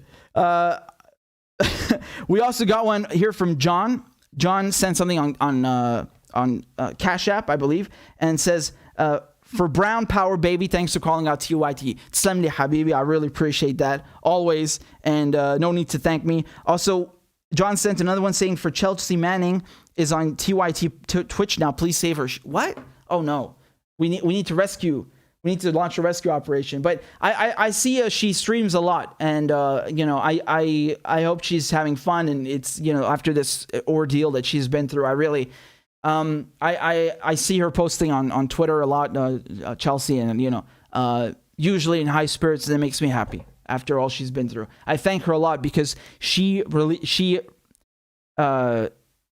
showed the world what the Americans were doing, and of course by extension the British, this whole coalition, what they were doing in Iraq. We all knew that it's illegal. Of course, we all knew that they're committing war crimes, but to have the video changed everything, right? It put images, it put sound, it put it in context, and that's one of the biggest acts of bravery of this century, easily, right? So and she went to prison twice. And, it's just, I'm glad she's out. I'm really glad. And she's been tortured by, I can't even imagine, honestly. So we're going to move on to the next segment. We have one more super chat here from Emblemed Fate. Thank you, Emblemed Fate. Says, thoughts on Morocco occupation. I believe you're talking about the Western Sahara. I'm not sure though, but I'm not too well versed in it. I don't think it's comparable to what we were talking about before, obviously, but nonetheless, it's wrong, right? I don't think the thing is, you have to look at things through the context of imperialism, colonialism. Like a lot of the countries and borders and situations and conflicts that we have today did not come from today. They originated 100 years ago, 200 years ago, right? So, whether there are disputes in Palestine or Morocco or wherever else, in Kashmir, this is all the fault of the West. They came, they colonized, they carved things up, and then they just left a big mess. And they claim this is decolonization. But they've completely shat all over the planet, right? And so in any case, just to be clear, on Western Sahara, I'm not too well versed, so I'm not going to make any more comments than that, but I'll get back to you, Emblemed Fate. You're a real one, and I always appreciate your support. I always see you on Rockfin as well, so I'm very grateful for that. And also, Emblemed Fate sent another one on Rockfin. Thank you. Habibi says, can we call out the extreme racism on this paid by Assad and Russia talking point? I'm a Pan-Africanist. I support Belt and Road. How long will it take for shills to say that I get paid by China since we can just make up racist crap? Yeah, I totally get what you're saying. It's like they they think that everyone is on a payroll, right? Again, I guess they're used to that in their industry. They're used to that with their friends. But this is not the case just because, we have a differing viewpoint. Right? So I think Emblemed Fate brings up a very good point. He raises a good point here. When I'm defending Syria against the onslaught by the imperialists, that this has nothing to do with the current government. This has to do with, fuck you, European American colonizers, go home, right? Same thing when we talk about Palestine, same thing when we talk about Venezuela, same thing when we talk about Yemen. This is about rejecting imperialism, rejecting colonialism. But, of course, people at TYT, these other clowns, people in general in the mainstream media, they have to come in and attack you. They have to make this about, you're on Putin's payroll or something, right? Or you're on Assad's payroll, whatever. They just make shit up with no proof. And then, it's something they're used to in their industry, maybe. But just, people are allowed to defend their country when you slander their country. You make libelous, ridiculous claims that you cannot even show evidence for, and you call that journalism. This is preposterous in of itself. Never mind attacking someone's country. And it's not even just about your own country, right? I'm not Bolivian, I'm not from Venezuela, and I still defend them against the imperialists because this is the right thing to do. You know, when you have people being oppressed, being invaded, being sanctioned, being choked and strangled and cut off from the rest of the world, this is evil, this is oppression. So it's got nothing to do with being on anyone's payroll. Maybe they're used to that because they can't formulate any of their own fucking thoughts and they're too ignorant, so they just take money and say whatever someone wants them to say. But that's not the case, right? And it is extremely racist, I think, as you said, in this way, because, you know, they think that if you don't conform to their ideals of Western liberal democracies and you don't repeat word for word what they like, then you are corrupt, or you have no integrity, or you are brainwashed, or something, etc., right? To have an opposing viewpoint, this is not possible, right? They want to come and bomb your country. They want regime change. You know, they claim, oh no, we're against intervention, but we're going to repeat the same claims that they use to come and intervene in your country. What? No, I'm not okay with this. I'm not okay with this. I'm not okay with the imperialism, with oppression. It's not, no, I don't care. And, you know, it's of course, it extends to everything else, right? As you mentioned, the Belt and Road Initiative, you know, if you support the Belt and Road Initiative, you support economic cooperation instead of coming in and bombing and colonizing and stealing like the West has done for centuries, then yeah, again, they come up with all kinds of ridiculous claims, right? It's insane. This McCarthyism bullshit is really taking root. And, you know, I mean, it's quite arrogant of them. You know, I think it's quite arrogant that they come and think that every single country in the world has to fit their ideal, right? They think that every country in the world has to be a Western-styled liberal democracy, or else it's a failed state, and it's backwards, and it's oppressive, and blah, blah, blah. Dude, first of all, who the fuck asked you? Second of all, you don't even know anything about these countries. You think anyone at TYT speaks Arabic? You think that any one of them has been to Syria? Do you think they have ever brought, I don't know if they've even brought a Syrian on their show to talk about Syria. I have no clue. You know, they have no idea about the complexity of Syrian society, the social fabric, the multi-ethnic, multi-religious patchwork that we have. They have no clue about Syria's struggles against the Israelis, against French occupation, against the Western onslaught. They have no clue about the history. They have no clue whatsoever. I bet you they don't even know what party is in government in Syria. They don't know their asses from their elbows. And this is not just with Syria. They do this with every country, right? They want to impose their way, their ideals on others. This is colonialism. This is fucking racist. This is like, oh, white man knows best, right? Yes, boy, these savages, they can't govern themselves. We have to come in and teach them our ways, yes. They're far too gone, boy. They simply can't manage, yes. So they think that, you know, they have to come and teach and supervise Arabs and supervise Africans and supervise people in Latin America or Southeast Asia. Go fuck yourself, asshole. Do you even have democracy in your own country, you motherfucker?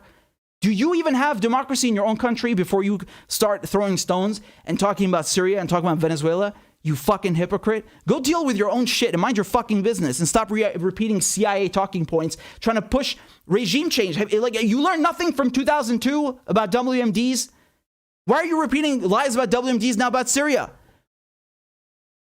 How do you make claims like that and you have no proof even about the election? Nothing. And they do the same with Bolivia over and over and over and over again. No difference between them and mainstream media. They're all the same shit. And then they talk about state media. Dude, these so-called dictators they talk about, they would dream about having such an obedient mainstream media apparatus. That's a quote by someone that I'm butchering completely, but you get the point here, right? You get the point. They think that they know best. They want to impose their way, their ideals. They think that every country in the world has to be a Western liberal democracy or else it's a failure. You know, it's white supremacy. They have this fucking supremacist mentality that white man knows best. We have to come in and teach you, and, you know, you have to do it our way or else we're going to come and starve you with sanctions, or we'll bomb you, or we'll just make something up to justify coming and bombing you. It's insane, right? It's insane. These people are colonizers, they're imperialists, but rebranded. So before, you know, you'd have the British or the French or the Dutch or whatever. They would just come and plant their flag and just brazenly and openly say, fuck you, and put you in chains or steal your resources and kill you, etc. Now they do the exact same thing, but they just say, oh no, we're here to help you. We're here to help you. And they fucking kill you and sanction you and starve your people. And the same shit, right? In the same countries, the same, they do the same continents. They do Africa to Latin America to the Arabs. The same thing. They just rebranded it. And then they call themselves progressive. I'm a progressive. What the fuck does that mean? Progressive from what? You're a fucking imperialist who wants healthcare? Get out of my face.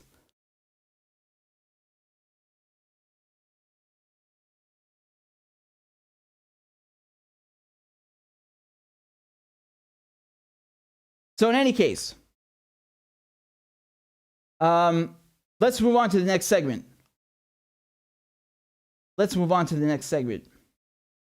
Oh boy. Oh boy. I'm just laughing at the headlines. I'm laughing at the headlines because they're really funny. So give me a second. I'm just preparing this for you. Okay.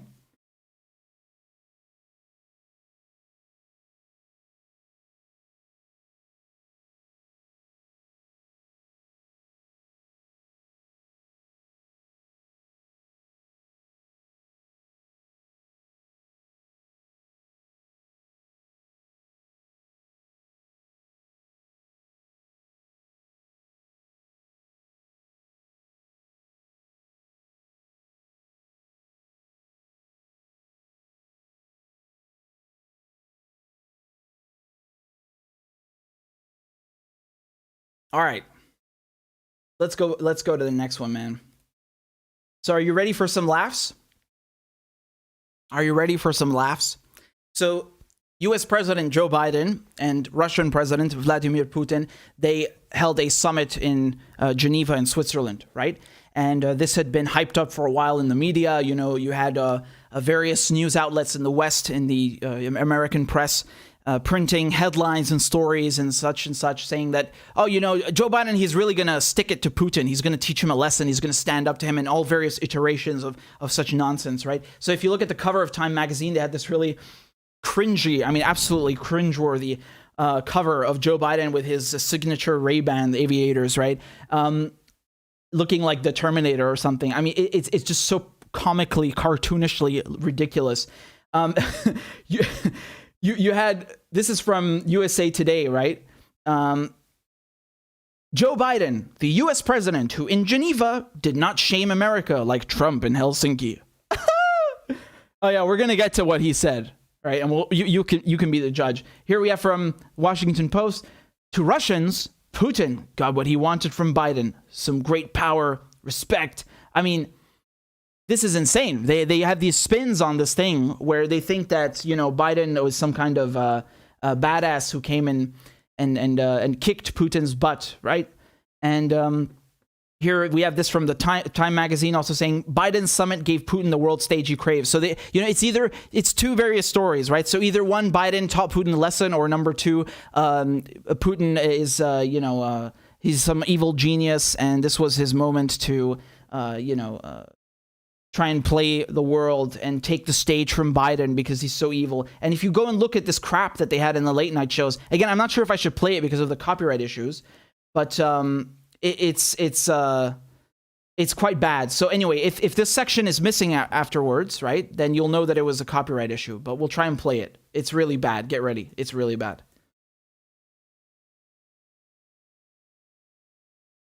Try him on there.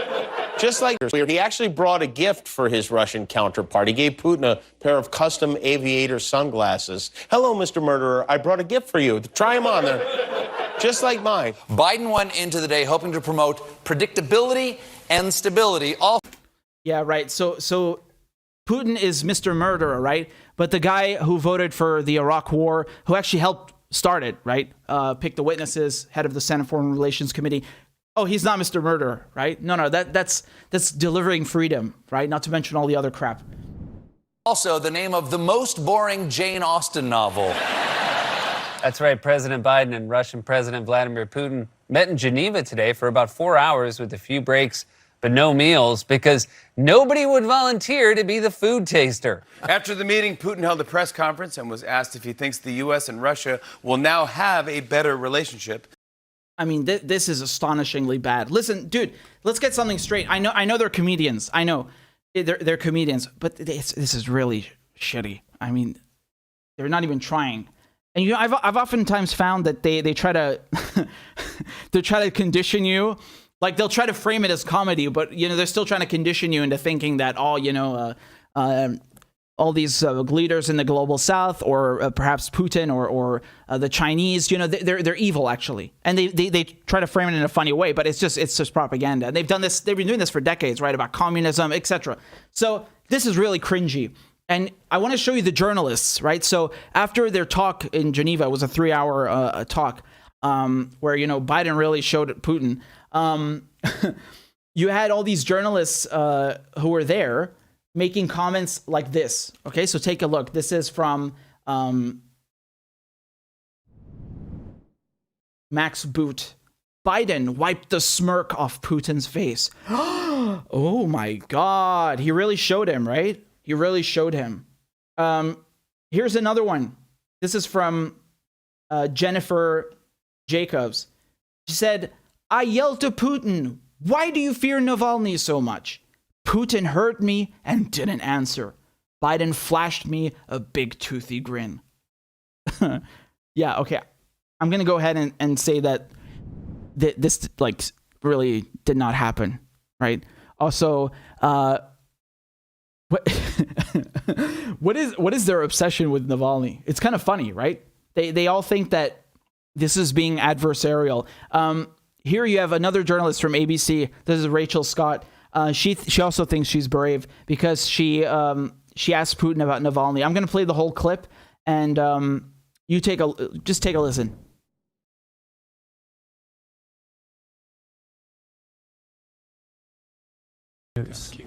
Our American branch. Mr. President, thank you so much for taking my question. President Biden has said that he would respond if cyber attacks from Russia do not stop. I'm curious, what did he tell you? Did he make any threats? And a quick follow-up, if I may, sir. The list of your political opponents who are dead, imprisoned, or jailed is long. Alexei Navalny's organization calls for free and fair elections, an end to corruption. But Russia has outlawed that organization, calling it extremist. And you have now prevented anyone who supports him to run for office. So my question is, Mr. President, what are you so afraid of?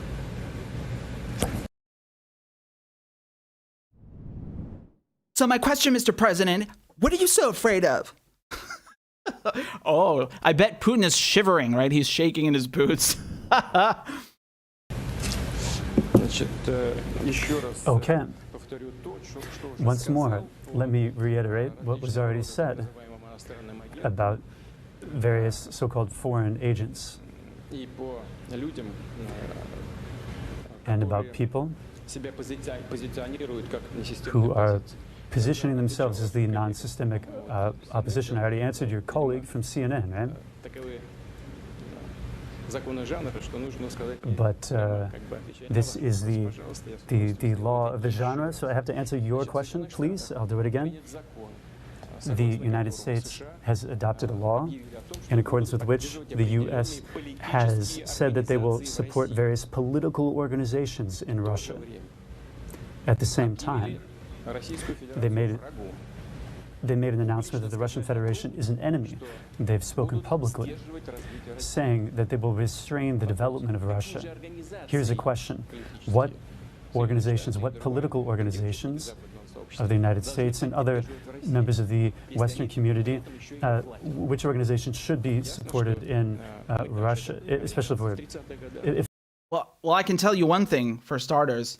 I can tell you one thing what they're supporting. I did an episode for my show, for my TV show with press, with Max Blumenthal. He was on, and we talked about how the United Kingdom, right? This is just what we know. Huh? It's just what we have leaked from the Foreign and Commonwealth Office, which is the UK equivalent of the State Department. You know how Britain was offering these contracts through the State Department, through the FCO, through the Foreign and Commonwealth Office, to the BBC, to Reuters, and this Zinc, collective of organizations like Bellingcat and others to go and do basically anti-Russian propaganda, right? And not just in Russia, but in surrounding countries. So that's what they're promoting. And then they talk about interference. This is hilarious. This is really hilarious. The double standard, as usual, right? So just quick parentheses. If they're paying for them, we're just like the Americans the way the Americans did back in the 1930s. We're calling them foreign agents. But it's not prohibited. They're not prohibited from working. They can continue to operate.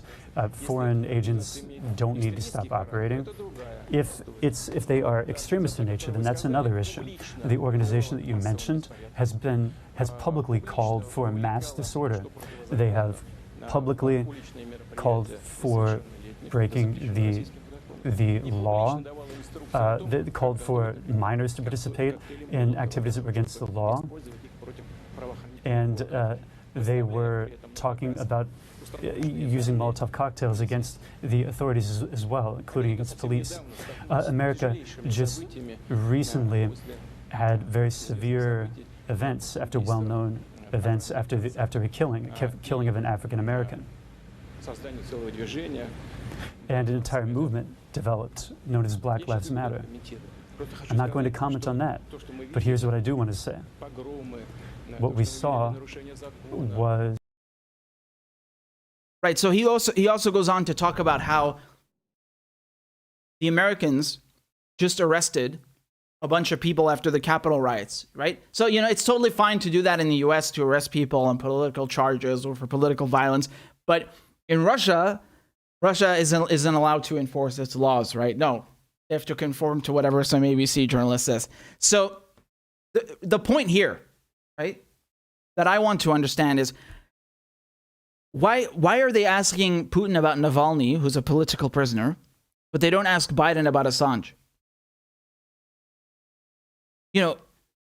For all intents and purposes, at the end of the day, he is the U.S. president. It's not just his decision, of course, nor was it just Trump's decision. You have a lot of other hands in this, but Donald Trump his administration launched the prosecution against Julian Assange. They unsealed this indictment, 17 counts under the Espionage Act, 1 count under the Computer Fraud and Abuse Act, threatening him with 175 years in prison. And the Biden administration comes in and they have a choice. Do they want to appeal Judge Baretzer's decision not to extradite from January 4th? And yes, they do. They want to extradite Assange. They want to pursue the prosecution, right? So Assange, that guy's been on the run figuratively. He's been persecuted for 10 years now, right? They had him in arbitrary detention in the Ecuadorian embassy. He wasn't. He never went out. They threatened to storm the embassy and violate his asylum, right? So he had been given political asylum by Ecuador. They spied on him. They've thrown him now in Belmarsh prison, which is a maximum security jail in the UK. You want to come here and pretend that you're being tough with Putin? Why aren't you being tough with your own president? With Biden?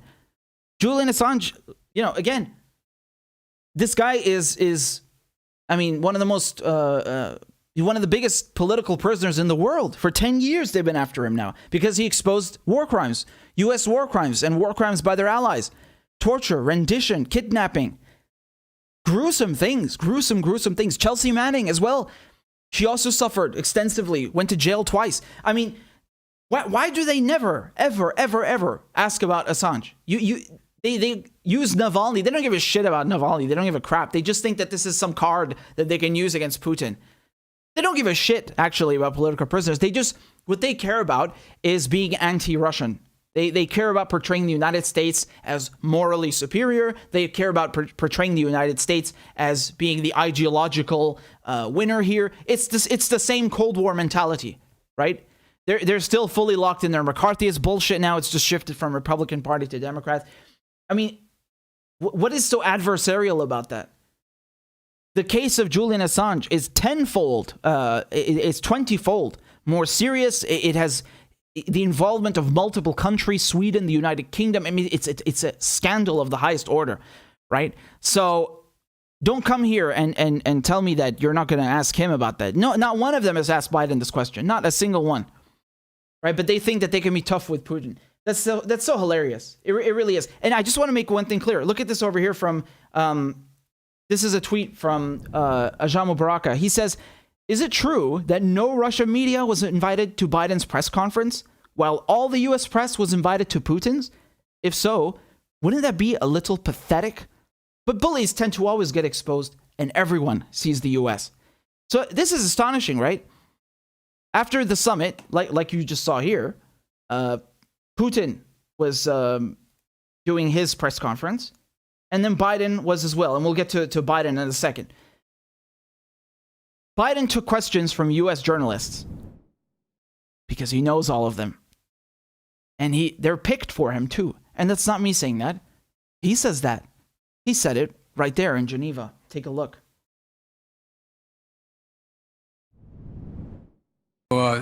Usual folks, they gave me a list of the people I'm going to call on. So, Jonathan, Associated Press. Did you hear that? He says they gave me a list of the people I'm going to call on. And they talk about state media in other countries. Dude. I'll take your questions, and as usual, folks. They're so pathetic. They have a list of journalists handpicked before because they're going to throw Biden softballs. I'll take your questions, and as usual, folks, they gave me a list of the people I'm going to call on. So, Jonathan, Associated Press. I'll take your questions. This is horrendous. And I want to show you something, okay? So, there's a moment where,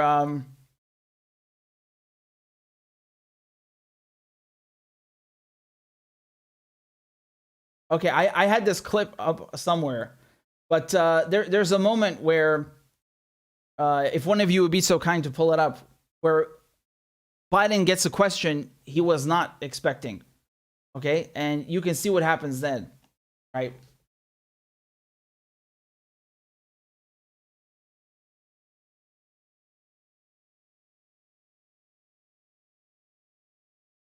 I'll get it in a second.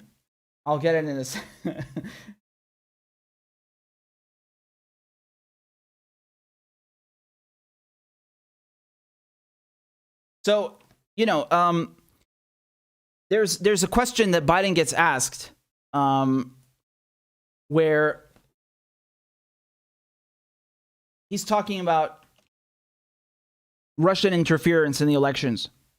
Right, this was a big point. Oh, he's going to confront Putin on the bounties, you know, these stupid bounties that don't exist. And they even admitted that twice. We covered this extensively. And then they ask him also about election interference, right? Now look at what takes place. Okay, look at what Joe Biden says.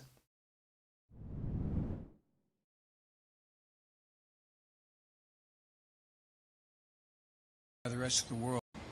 His credibility worldwide shrinks. Let's get this straight.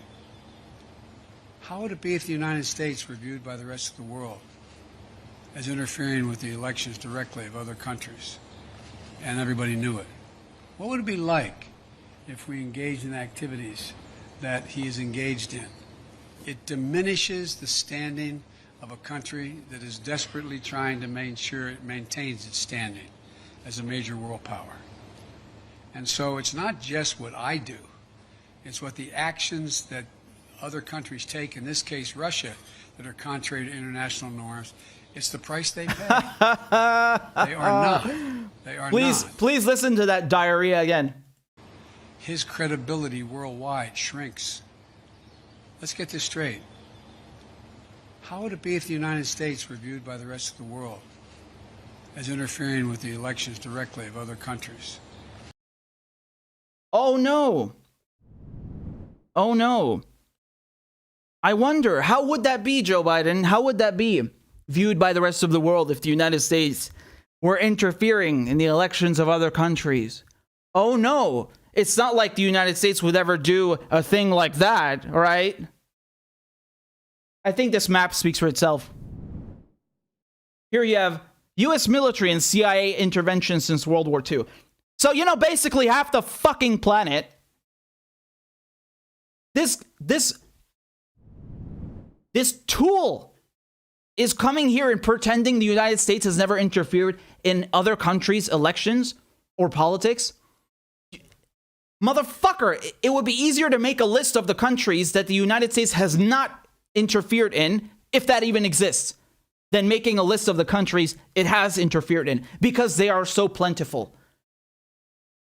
What is the United States doing in Syria, backing jihadist groups? Operation Timber Sycamore. Huh? What was that in 2002? Asshole, you fucking voted for the AUMF. You voted to invade Iraq. You made sure you invaded Iraq. That wasn't interfering in another country's political affairs? No? What about Bolivia? The coup in Bolivia with the OAS backed by the Trump administration? Huh? What about the sanctions on Venezuela? Why do you have sanctions on Venezuela? Why do you have sanctions on Syria? Why do you have sanctions on Iran? You're not trying to interfere in their politics? No? The fuck is this? The only thing that they do is interfere in other countries' politics. That's their whole foreign policy. And he has the stones to come here and lecture Russia and talk about Russia losing credibility. Dude! This guy's lost it. I mean, I've never even heard a US president say something so stupid. And that's something, you know, given that you had Bush before. Even that they wouldn't say, just because of how absurd it sounds. Like, he actually said this. How would it be if the United States were viewed by the rest of the world as interfering with the elections directly of other countries? And everybody knew it. Guess what, Joe Biden? Everybody does know it. The whole world knows what you do. The whole world knows what the United Kingdom does with you, right? That's why they hold you and other United States leaders in such contempt, because you are fucking backstabbing, lying scumbag hypocrites.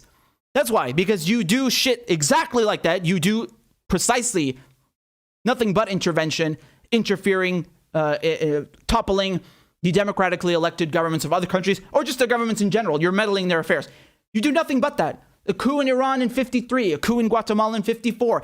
I mean, there are countries in Latin America that they've couped twice. Like Bolivia, right? They've couped it twice. Like, that's how many coups they've done. They have part two. They have sequels. Look at that. This is preposterous. This is preposterous. I mean, Russia couldn't even dream of doing such a thing. Look at that as half the planet, honestly. So, I mean, this is insane. And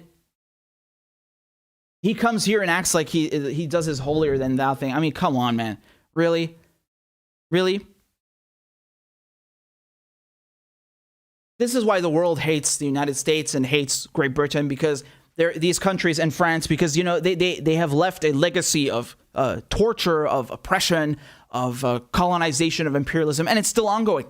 As we were just talking about before, you know, there are countries like Palestine that are still living with the consequences of British imperialism, and in Syria as well, of French imperialism, British imperialism, right? The Middle East, Asia, Latin America, Southeast Asia, all these continents have been ravaged. Africa have been ravaged by colonialism and still haven't fucking recovered. Why do you think they're called developing countries? Because all the riches were stolen and siphoned off and taken away to the West. And then these people, they sit there in their ivory towers and go, ha ha ha, we're so developed, we're so civilized, we would never interfere in other countries. No, we're just going to steal their shit for a couple centuries and then coup them and keep stealing their shit, right? Unbelievable.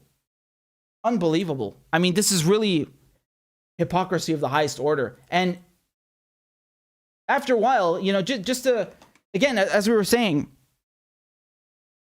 Biden took no questions from any Russian reporters, right? Because Americans, they have a free press. So, you know, why would you bother? When he, and you saw, he was saying that he has a list, they, whoever that is, his team, give him a list of pre-approved reporters that they've selected because they know they're going to give him softballs. There was one instance in Geneva, in that same press conference, where he was given someone asked him something that was not part of the script. And look what happened.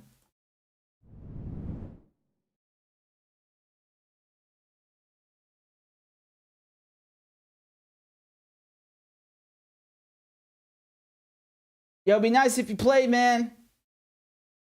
It would be nice if you played. The toughest course of all time. All right, we got a shitty ad that's going on. It would be nice if Joe Biden's clip would play when he lost that at a reporter. All right, we'll have to cut this out afterwards. Putin have set after his praise when it comes leader. Yeah, okay, I don't know what the fuck this is, but he lost it, man, and no one gave me the clip, so I don't know what the fuck it is. All right, anyway. The toughest course of all Putain, c'est pas possible, ta gueule. Oh mon Dieu. There we go, man. I found it. What did he say about Paul Whelan interpreting? I have hope. I say again, we can't hear you. I said the families of the detained Americans came up and we discussed it. We're going to follow through with that discussion. I am not going to walk away on that issue. Why are you so confident he'll change his behavior, Mr. President? Yeah, I'm not confident changing behavior. What the hell? What do you do over there? So when did I say I was confident? You said in the next 6 months you'll be able to determine. What I said was, let's get it straight. I said what will change their behavior is if the rest of the world reacts to them and it diminishes their standing in the world. I'm not confident of anything. I'm just stating the fact. But given his past behavior has not changed, and in that press conference after sitting down with you for several hours, he denied any involvement in cyber attacks. He downplayed human rights abuses. He even refused to say Alexei Navalny's name. So how does that account to a constructive meeting as President Putin? You don't understand that. You're in the wrong business. Is the summit with China? Did you see what he said? He said, if you don't understand that, you're in the wrong business. So that's Joe Biden when he actually gets a question that was not pre-approved, right? So that's really funny. Putin is getting hammered by American journalists, but Biden won't even take the question of a Russian journalist. Only American journalists, pre-approved ones. And then when he gets a question off script, he loses his temper. Remember when we were covering the campaign, he starts wagging his fucking finger in people's faces when they say things he doesn't like. But remember, only Trump is mean to journalists, right? His unprecedented tantrums and contempt for the press corps, right? Remember how they would say, oh my God, look how mean Donald Trump was the other day in the press room, in the briefing room. Oh my God, he was so mean. We've never had a president like that treat the press with such contempt. And then when Biden does it, it's like, oh yeah, let's not talk about that. God, they're such cucks. They're so fucking cucked, man. And they talk, again, this hypocrisy saying that other countries have state media, but not the United States, right? The West, they have such clean politicians. They never interfere in other countries.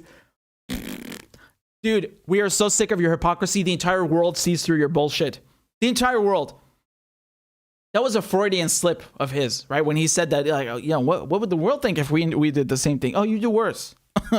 You do way worse. No country could even compete, except Britain, perhaps. This is really hilarious. So, you know, this entire summit, honestly, you can just summarize it by looking at the press corps just fawning over Joe Biden, just, you know, kissing his ass, pretending that they stood up to Putin, whatever the fuck that means, and acting like, you know, this was a win. And I told you about this, right? I said before that they're going to make this out as, you know, maybe at best they would say, yeah, there was some diplomacy and they'd you know, celebrate Biden for that. But at the same time, they're also going to make it about Biden sticking it to Putin, right? Like, oh, look here, he's going to show him. And they were saying this for months, even during the campaign. You remember during the debates, you had Biden saying, I think this was the last debate with Trump. He was saying that he's going to confront Putin about, you know, the bounties, which don't exist. And he's going to confront Iran, and he's going to confront China. You know, he's going to confront everyone. He's going to go after the grandmother living down the street, everyone, right? He's just going to shit on you. So, I mean, which is a great way to do diplomacy, right? You threaten your foreign counterparts before you've even been elected. Well done. So that's what it's about. This is propaganda. This is, you know, they in American movies and media, they talk about how in North Korea or Iran or Syria or wherever, whatever country they've demonized, they say that, oh, over there they have this state media and it's a one-state party, and they do these photo ops to make the leader, the supreme leader, look in a good manner, and that everything is organized. No, actually, they're describing themselves. This is literally what you just saw. You had Joe Biden refusing to take questions from any reporters that were not American, and then they were pre-selected, right? And when someone asked him a question that was off script, he just lost his temper. And then they talked to you about state media in other countries. And he had a Freudian slip about the election interference. Again, this map speaks for itself. I don't really know what to say. It's so ridiculous. It's so preposterous that he would say such a thing. I mean, seriously, go ask people in Latin America, go ask people in the Middle East, go ask people in Africa, go ask people in Southeast Asia what they think of your fucking foreign policy and if they think that you've interfered in their politics. Dude, even a child in any other country knows what the US does. Everyone knows. And the same for Britain and France, by the way, but especially the United States, right? Even kids know this. Who are you fooling? But, you know, of course, you're going to have these liberals, these shit libs, and the brainwashed masses who eat this up. This is how you manufacture consent. This is how you brainwash people. You dumb them down. You feed them horse manure, you know? And you just repeat it every day. You condition Americans and consumers of cable, of mainstream media news, that the United States is a democracy, that it does not interfere in other countries, and it respects the rule of law and international law, and it's a bastion of human rights, and blah, blah, blah, blah, blah. White man knows best, but just repackaged. That's it. Fucking bullshit, all of it. Bullshit, right? They don't tell you about the United States cooing other countries to install right-wing dictatorships. They don't tell you about the war crimes that have resulted in Iraqi children being born with birth defects, even now after all the depleted uranium they used in a regime change war in Iraq. They don't tell you about any of this. Or the United States funding these jihadist groups in Syria. Nothing. The United States is perfect, right? And it's Russia that's... Putain. Oh, j'en ai marre. So anyway, guys, let me see your comments. You guys have sent more super chats. Make sure you hit the like button because it helps with the algorithm. So over here, we got a super chat from Ira Vexler says, "Yes, Richard, I am your Russian handler. This $5 on a week US dollar will enable you to buy Cold Fusion research." Oh, that's wonderful. I mean, I'm very, I appreciate it. You guys are really funny. I'm. So over here, we got a super chat. We got a sticker from Liz. Liz, thank you so much. I really appreciate that. We got also over here one from Marissa. Marissa, it's good to see you. Good to hear from you. Marissa says, "Hi, Rich. Sorry it's been so long. I graduated this past weekend." Yo, congratulations. Y'all put your hands together for Marissa. She graduated. That's fucking awesome. But always happy to see you live. Always happy to see you when you see me live. So that's really good news. I'm very proud of you. Good job. Good job. And that's really good news. That's really good news. Congratulations. And it has been too long. It has been too long. I missed a lot of you guys. I really have. So just give me a second. I'm just double checking here if I missed anything. So if you guys have any questions, now's the time to shoot. Just let me know. And you can send in stuff on PayPal. Hold on, I'm trying to pull this up. Yeah, on PayPal or Venmo or Cash App. Just scan the QR code on the screen. And I'm very grateful for your support for independent media. Thank you so much. We got a tip over here from Emblemed Fate. Emblemed Fate says, mainstream media calls Putin a killer. Let's compare. Putin's Russia helping Syria defeated ISIS and stopped the massacre of religious minorities, prevented Christian deaths.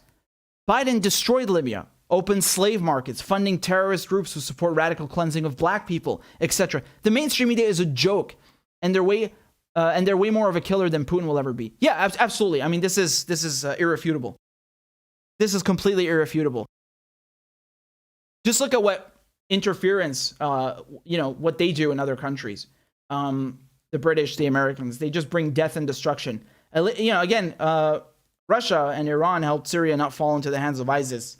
Who created ISIS? Who made sure that, who gave rise to the conditions in the Levant, in Syria, in Iraq for ISIS? Who destroyed and toppled these countries, reduced them to rubble, created a power vacuum? Who did this? This is America. This is Britain. They did this. They helped create Al-Qaeda. They helped create ISIS. They created this mess. And then they criticize others for made-up intervention. This is astonishing. So it's very important to point this out. I feel like sometimes, we got to repeat it a million times. But it's important. It's not just history. It's happening right now. Right?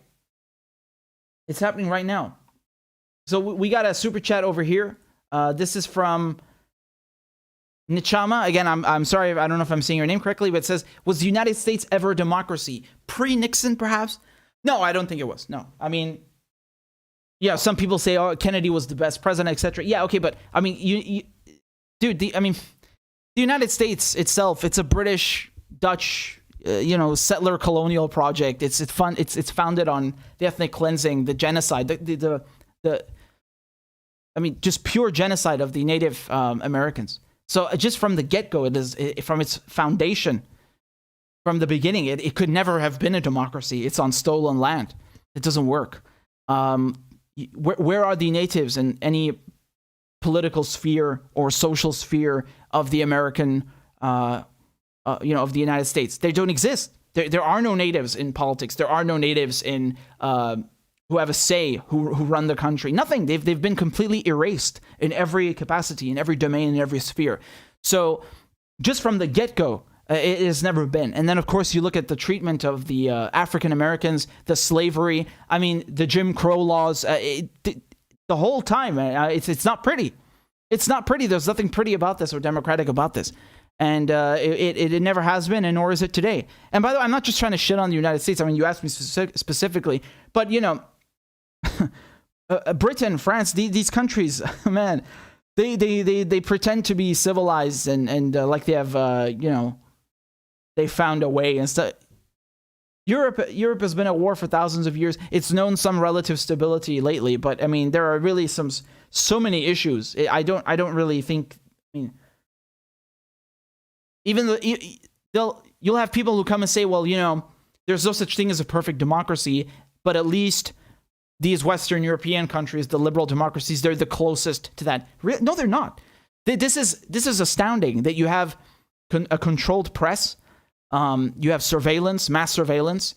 You have no choice of who runs the country, and they think that this is a liberal democracy. You're brainwashed if you think that. It's ridiculous. So no, I don't think any of that, unfortunately. I hope that answers your question, though. Not to be too bleak, but you did ask. So yeah. We got a tip over here from JVB. Thank you so much. This is on Rockfin. Thank you for everyone who's watching on Rockfin. I really appreciate it. We got another one also from MHC.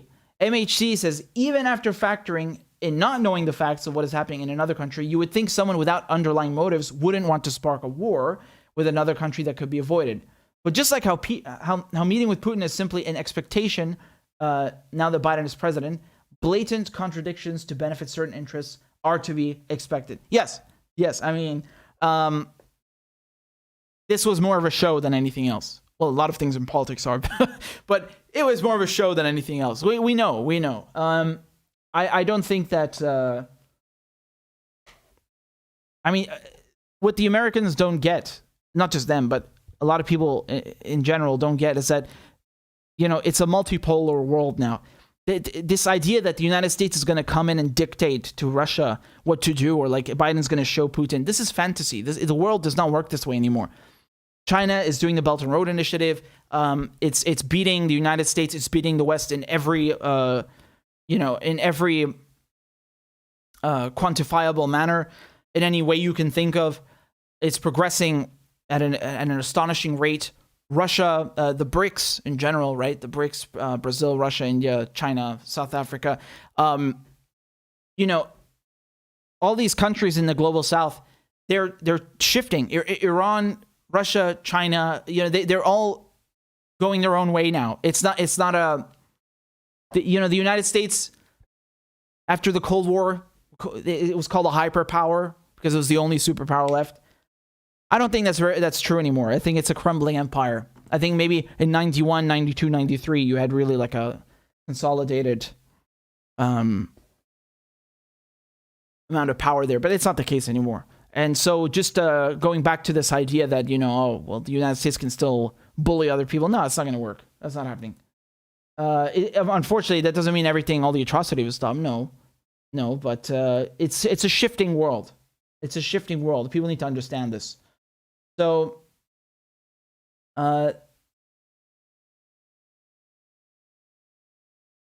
Teresa says 30 million Russians lost their lives during World War II.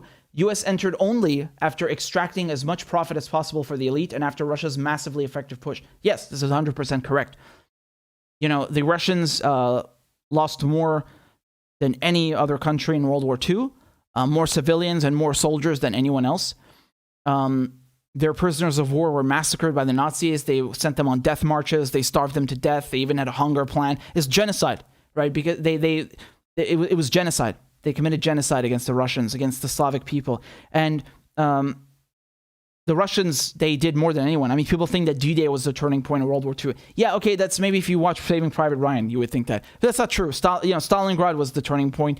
Some people would say maybe Kursk. You know, the point here is that it's the Russians who did the heavy lifting. This is undeniable. 80%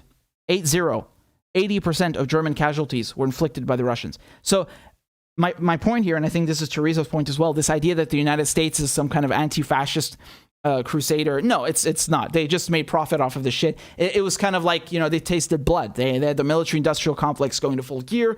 Oh, look at how much money we can make with the Lend-Lease. We can, you know, start producing weaponry en masse for the British, for the Russians, etc. And then as soon as World War II is over, well, not even before. Even before they were already doing this, they start shifting towards creating a conflict with Russia. You know, and it's just never ending. They need war. Because the only way they make money is off of war, right? So,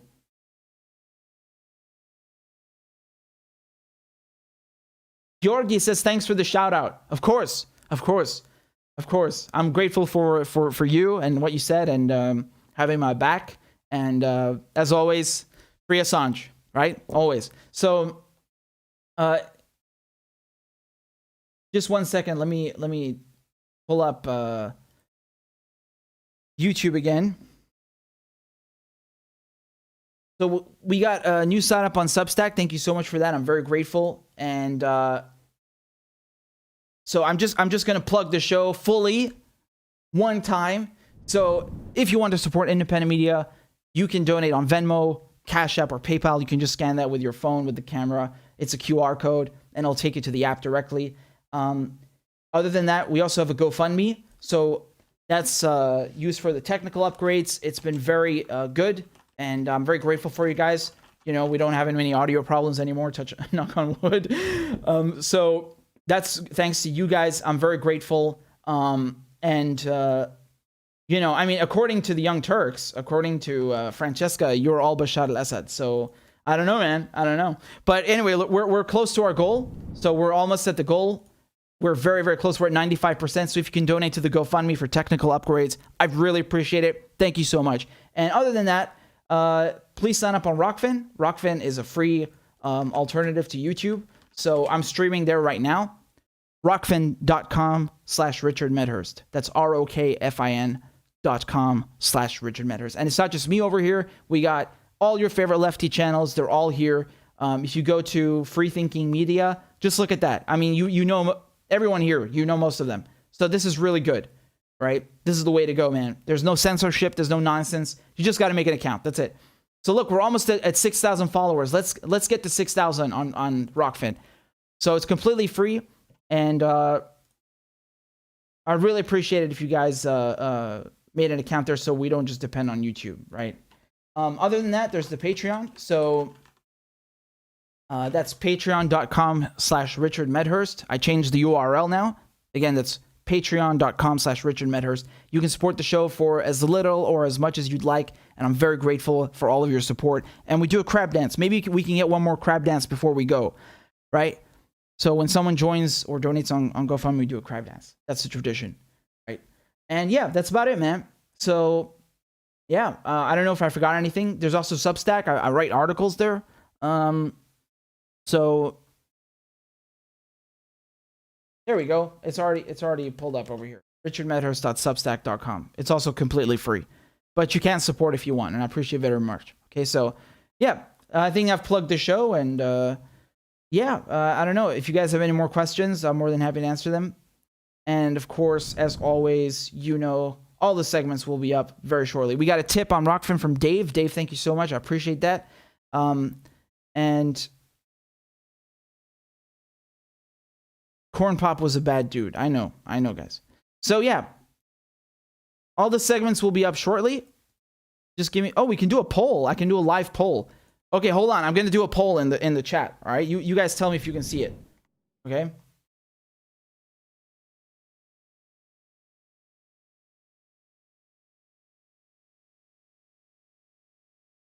Okay, I started a poll. You tell me if it works. I don't know where that went. I don't see it. In any case, all right. In any case, guys. Oh yeah, the poll worked. I can see it. That's so cool. I like that a lot. I like that a lot. I asked, was Corn Pop a bad dude? And you guys are voting now. This is really good. I like this feature a lot. This is cool. So yeah. Monarch says, Christ, who voted yes? You fools. So anyway, we got a tip over here from Kylie on Venmo. Says, wish I could give more. I'll become a member when I can, but even a single dollar donated makes me a sadist, right? I love your show. Kylie, thank you. Seriously, that made me laugh. That's really funny. Thank you so much. I appreciate it. I'm grateful for anything. But yes, it's true. If you donate even $1, then you're an sadist. That's how it goes according to TYT, right? That you're officially a member of the Bath Party. That's how it is. That's what TYT says, right? So you have to believe them. Thank you so much. You guys are the best. You really are the best. You're making me laugh here. So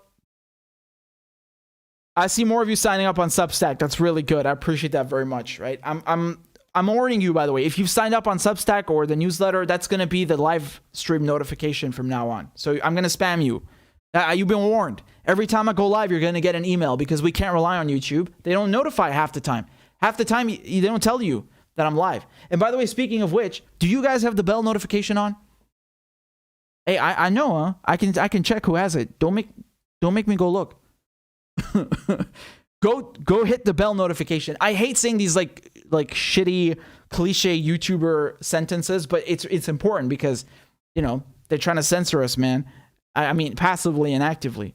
So make sure you hit the bell. Hopefully you'll get notified when we go live or when a video is uploaded. It's really important. All right. And one more time, I want to do a poll. Actually, hold on. I can do another one maybe. Maybe I can do another one. I have to end this one. I've ended this poll. Let's see if I can do another one. No, it doesn't let me do another one.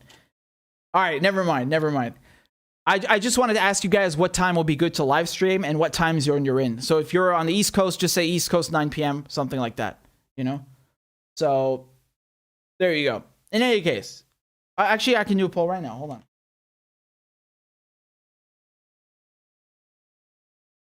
on. Let's go with...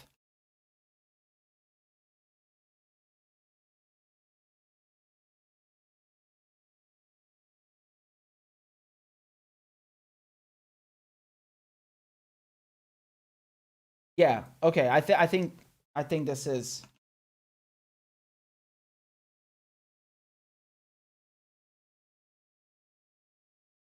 Okay. Check it out. I'm gonna make a poll right now, and you guys tell me what you think. This is really cool. I like this. I like this feature.